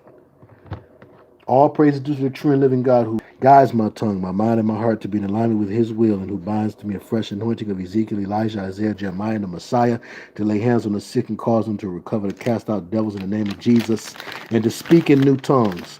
Who gives me greater strength in battle than Samson, greater courage in battle than David, greater strategy in battle than Joshua and his armies, greater leadership than Moses, greater wisdom than the king, and greater faith in adversity than Daniel in the lion's den.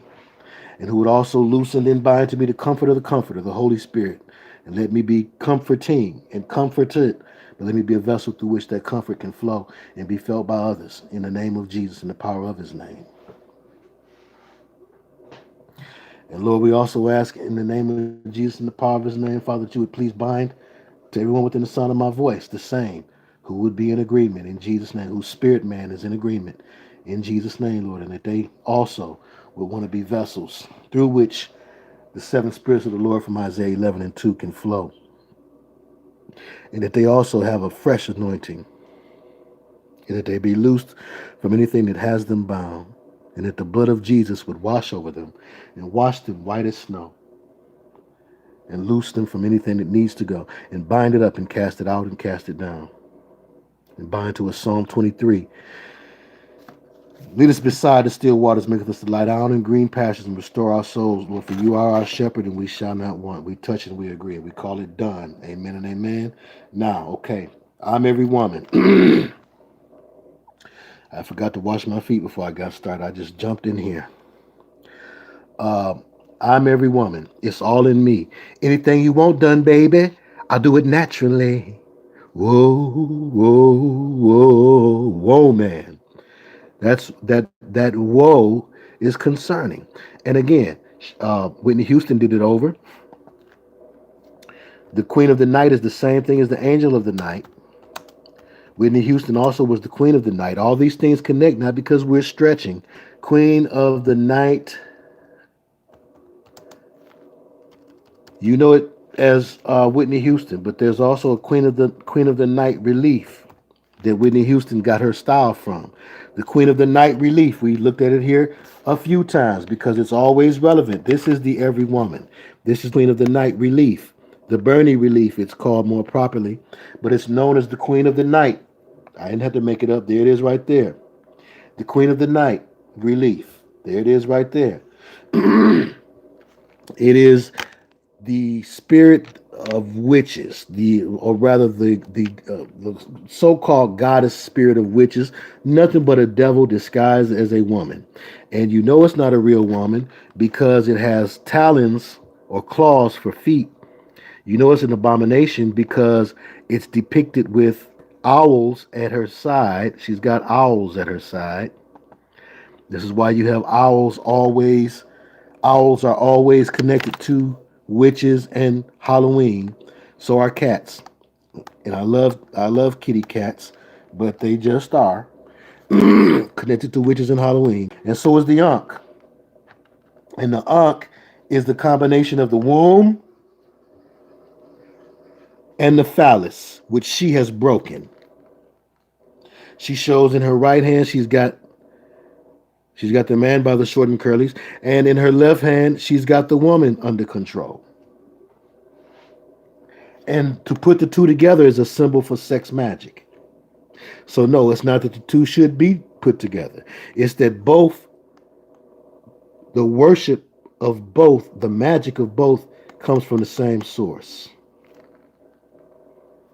Yes, indeed.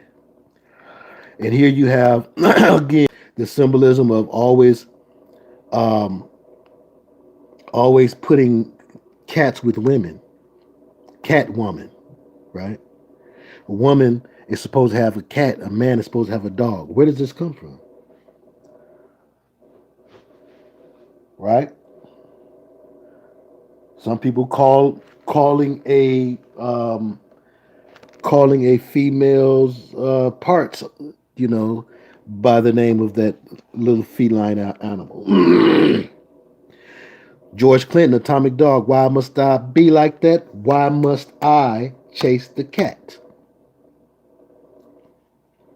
This is the original Queen Mother Goddess, or this is the template from which the Queen Mother Goddess um, copies are pressed. Lilith, Queen of the Night. Lilith, Queen of the Night. Lilith, Queen of the Night. This is the angel of the night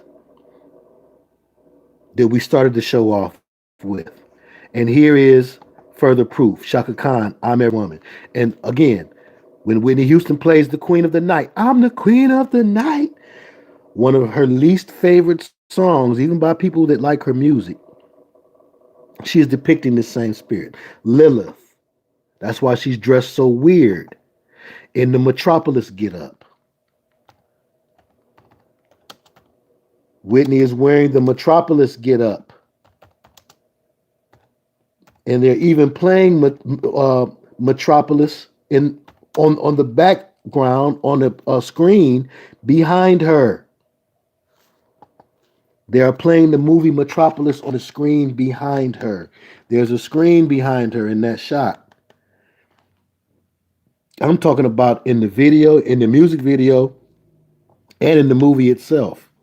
They're playing Metropolis. There's a scene where Kevin Costner walks right past a poster for Metropolis. What was Metropolis about? Why does Beyonce exhibit or have to dress like the Metropolis girl? Why did Janelle Monáe have to do it, and all of these other women have to do that? Because it represents the ritual that you have to go through to, or the rebirthing ritual, where you are, where the old you is dead and gone, and you are infused with this goddess spirit. This goddess spirit takes your body as a willing vessel. And so you become the new queen in the industry, the new queen in the business. You have to undergo this ritual, which is depicted in the movie Metropolis from the early 1900s. And the process is depicted in the movie Metropolis. So Whitney Houston was trying out these rituals. If we look at the lyrics to Queen of the Night, we would find it. But it's much more interesting to look at the lyrics to I'm Every Woman, knowing now that Shaka originally performed I'm Every Woman, written by Ashford and Simpson, but appeared in the video with her homegirl, Whitney. And both of them were involved in the magic.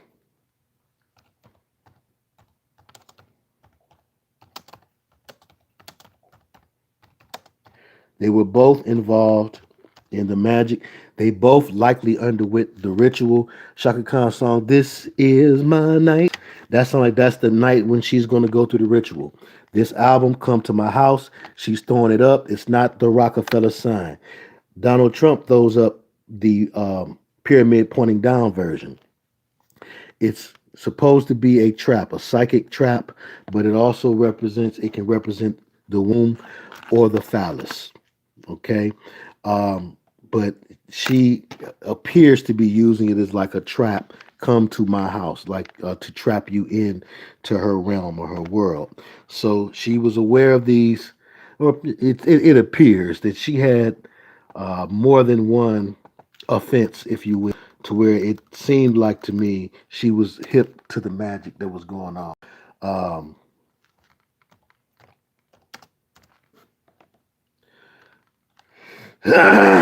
there is the I Feel For You album, where it's obviously sixes in the curls and things of that nature.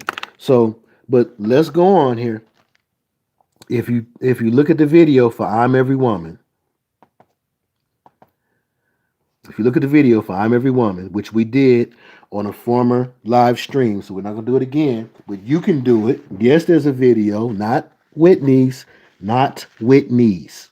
Look at Shaka Khan's video, and you'll see everything you need to see. You'll see multiple shakas representing multiple personalities or a split personality, usually and often caused by ritual abuse, which can split you into different uh, compartment, or which will cause compartmentalized thinking, where it will appear that you have different personalities. Also, it's understood by most who really research and get into that it's not the different personalities as much as it's the different spirits inhabiting the one woman. I'm every woman. It means I've got a lot of spirits. Lilith is saying there's a lot of spirits in me, or I roll with a lot of spirits. And Lilith is also saying I can get a hold of every woman. Jezebel's spirit is the same spirit as the Lilith, Queen of the Night spirit. It's the same spirit. Jezebel was a woman.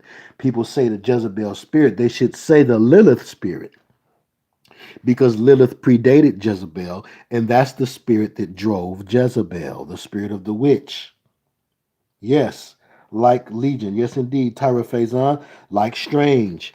That's right. Right, big nephew, Sir Ronell Evans, like a Legion. Okay, now, I'm every woman. It's all in me. Anything you want done, baby? Anything? Will God do anything you want done? Will the father of Abraham, Isaac, and Jacob do anything he won't done? No, because he's a good father. So check it out. I'll do it naturally. All of y'all falling for this all natural. This is all natural. Oh, this comes from the earth. It's okay. It comes from the earth. So does poison ivy. Roll that up in a switch of sweet and smoke it.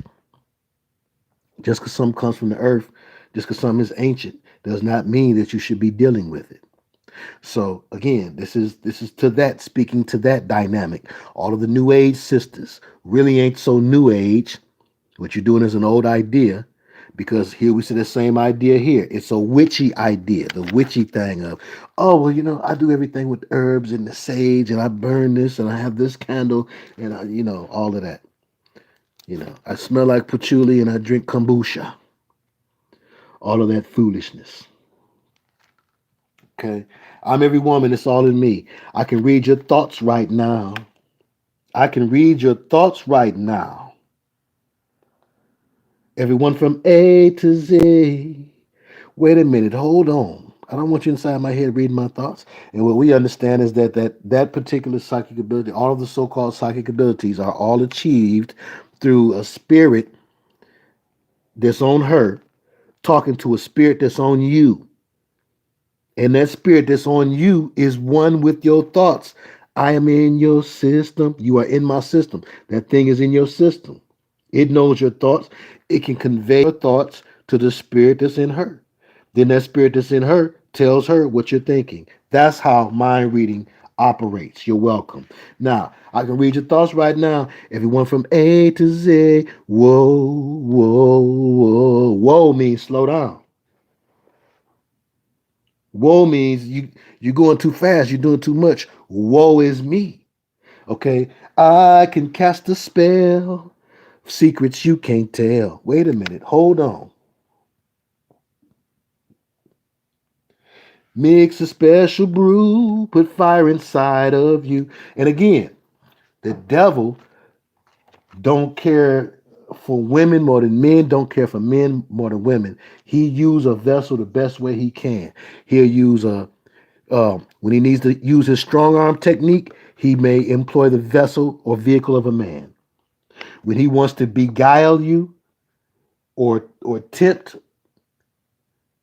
enchant, he will use the vessel of a very handsome or quote unquote pretty man, or he will achieve that through the beauty of a woman. Okay, he's an equal opportunity destroyer. I can cast a spell of secrets you can't tell. Mix a special brew. Put fire inside of you. That's Kundalini magic, literally. fire, that starfire magic, kundalini magic. That's another term for that. Put fire inside of you, using the blood from menstruation in that magic. Anytime you feel danger or fear, then instantly I will appear, cause I'm causing both the danger and the fear of it. 2 Timothy 1 and 7, for I have not given you the spirit of fear. God will not give you the spirit of fear. The Almighty Father of Abraham, Isaac, and Jacob will not give you the spirit of fear. That's right. And lust is a fire you can't put out. It's never satisfied. It is insatiable. Insatiable. You're absolutely right, Cookie. You're on point. Most certainly. Uh-huh. Again, there's always multiple layers based on a person's understanding or understanding or where you at as far as your understanding of what various degrees say. There's always the outer layer of the onion, and then there's what's all the way down at the core. So anytime you feel danger or fear, then instantly I will appear because I'm every woman. It's all in me. It's all in me. All these spirits are in me. Anything you want done, baby, I'll do it naturally. I can sense your needs. I can sense your needs like rain unto the seeds. I can make a rhyme of confusion in your mind. God is not the author of what? And when it comes down to some good old fashioned love, this is the promise of let us let us let us partake in our share of loves, right? That woman in Proverbs luring the young man who was simple, right? And when it comes down to some good old fashioned love, because love, as we talked about earlier in the show, is not talking about ahava love. It's not talking about uh, godly 1 Corinthians 13 love. They're always talking about fornication and sex. And when it comes to some good old fashioned love, that's what I've got, baby, because I'm every woman. It's all in me. I can read your thoughts right now, everyone from A to Z. Whoa, whoa, whoa. So. Tonight, we have gone down through there. It's 9 minutes past midnight on the West Coast. It is 3:09 a.m. on the East Coast. And now we're going to say good night. And I thank you all for joining in here tonight. I hope that we got good and busy. We will have a New Year's Eve show where we will do our prayer requests. So for those who would like to submit your prayer requests and have not done so already, you still have a chance. We're going to do it for New Year's Eve show, so-called New Year's Eve. They're they're all pagan if we believe what we're told. Okay, they're all pagan. So here you can contact me. That's how you do it. And I thank you all for being here tonight. Peace and blessings, Sister Nikisha. Um, and yes, I agree. If you want to keep information from somebody, put it in a book, the good book. Because any other book, folks will believe it if they're told to read it. But if you put it in the good book, ain't nobody of this world gonna believe it. Amen. And it's a sad condition for folks to be in. But, and I do believe that we're okay um, if we pick a couple of songs to play. And so we're gonna go out like we used to go out.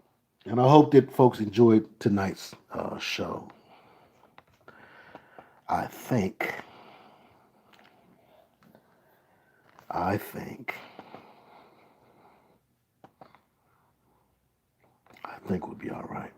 I think we'll be all right if we play this tonight. Good night.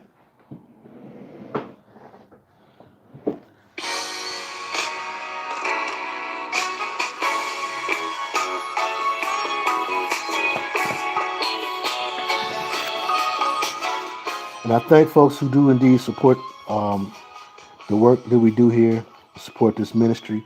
The information here is what you can use to do so if you feel so moved to do so. And if you have any questions, I will email you, and I'll email you, Sister Lynn. Thank you again.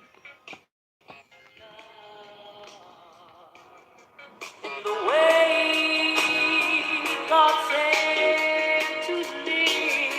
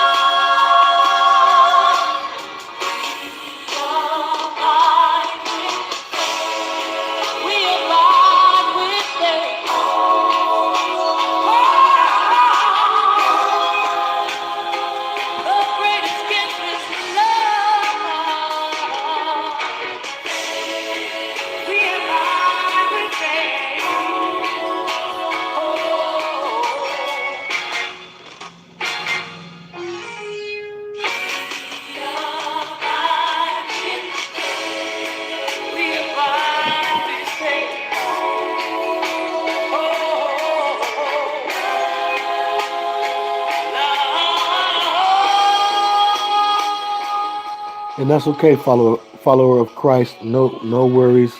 Nobody has to do anything for you, and I appreciate um, those who feel so led to help out. So I'm certainly not going to be trying to criticize what Cash App name that you have.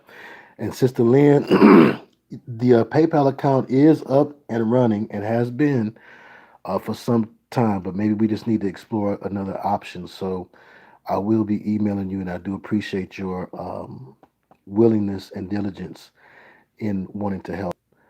Um,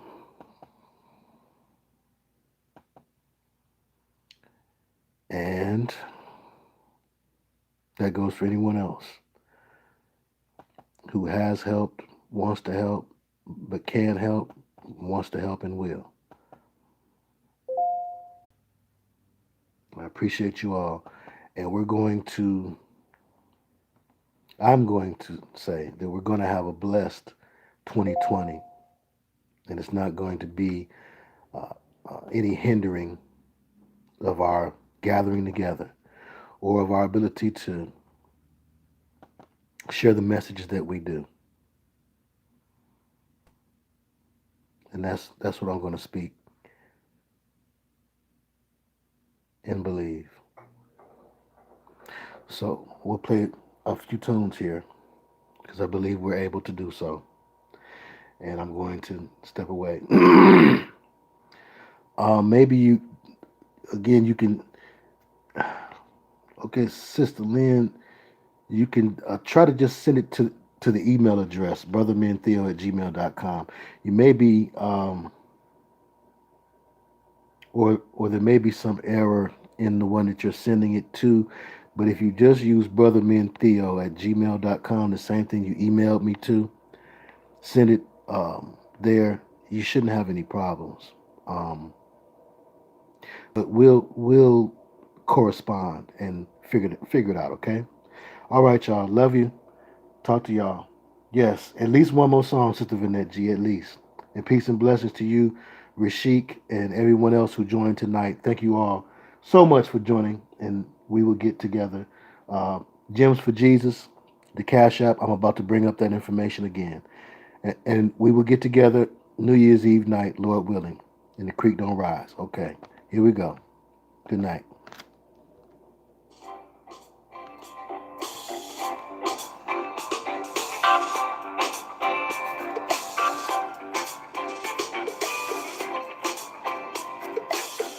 Love you all.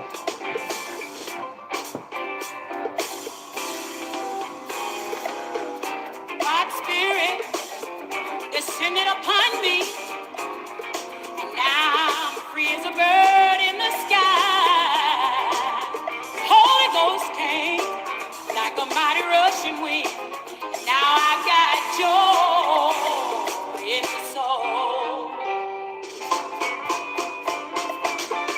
God's spirit descended upon me, and now I'm free as a bird in the sky. The Holy Ghost came like a mighty rushing wind. I've got joy, joy in my soul. Listen.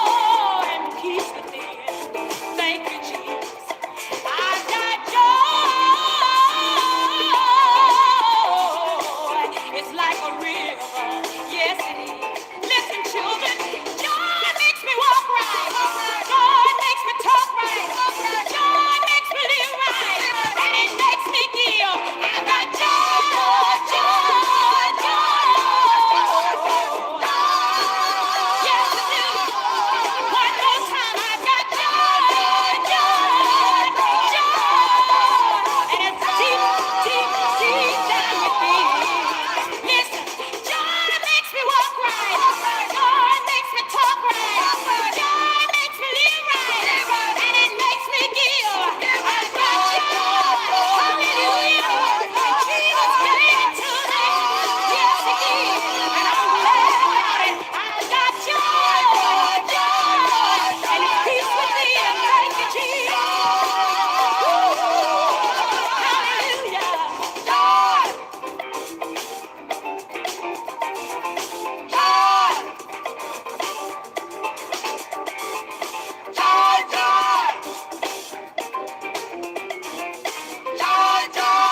Hallelujah. Hallelujah.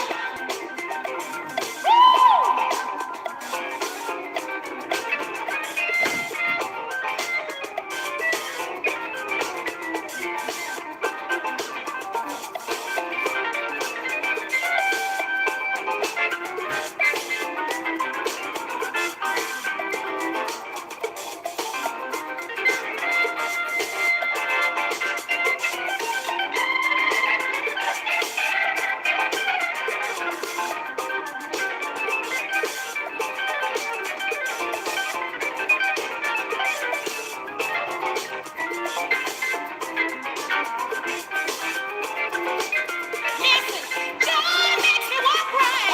Joy makes me talk right. Joy makes me live right. And it makes me give. I got joy. Yes, I do. And the Lord gave it to me. I'm glad about it. It's deep down within. I got joy. Deep within, deep within. And Jesus gave it to me. Hallelujah. Listen, joy. Hallelujah. And I'm glad it's deep down within. Hey, hey, hey, it makes me want to treat everybody right. It makes me want to treat my neighbor right. I got joy. Yes, I do. Yes, I do. Yes, I do. Yes, I do. Woo! Hallelujah. Hallelujah. I got joy. Joy. Joy. Joy. Joy. Joy. Joy. Joy. Joy. Joy. Joy. Joy. Joy. Joy. And Jesus can do it for you. He can give you the peace within. Everything you need, God's got it for you and your neighbors and your friends and your mother and your father and your brother.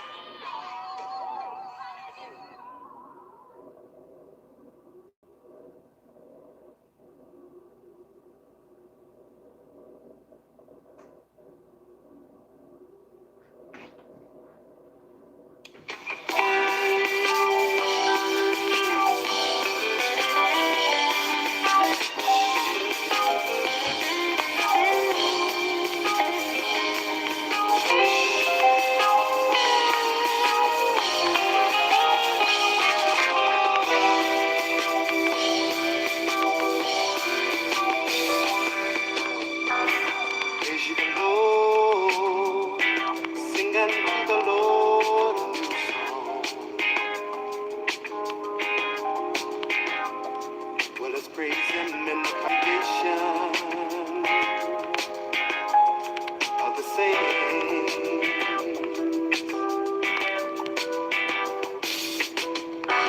Praise ye the Lord, I will praise the Lord with my whole heart. In the assembly of the upright and in the congregation.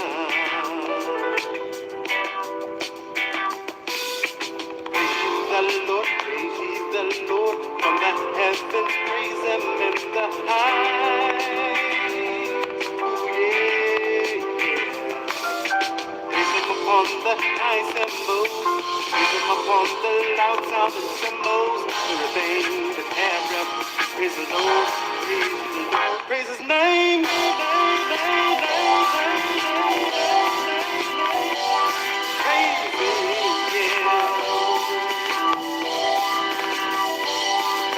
yeah. Praise ye the Lord, praise ye the name of the Lord. Praise him, oh ye the Lord.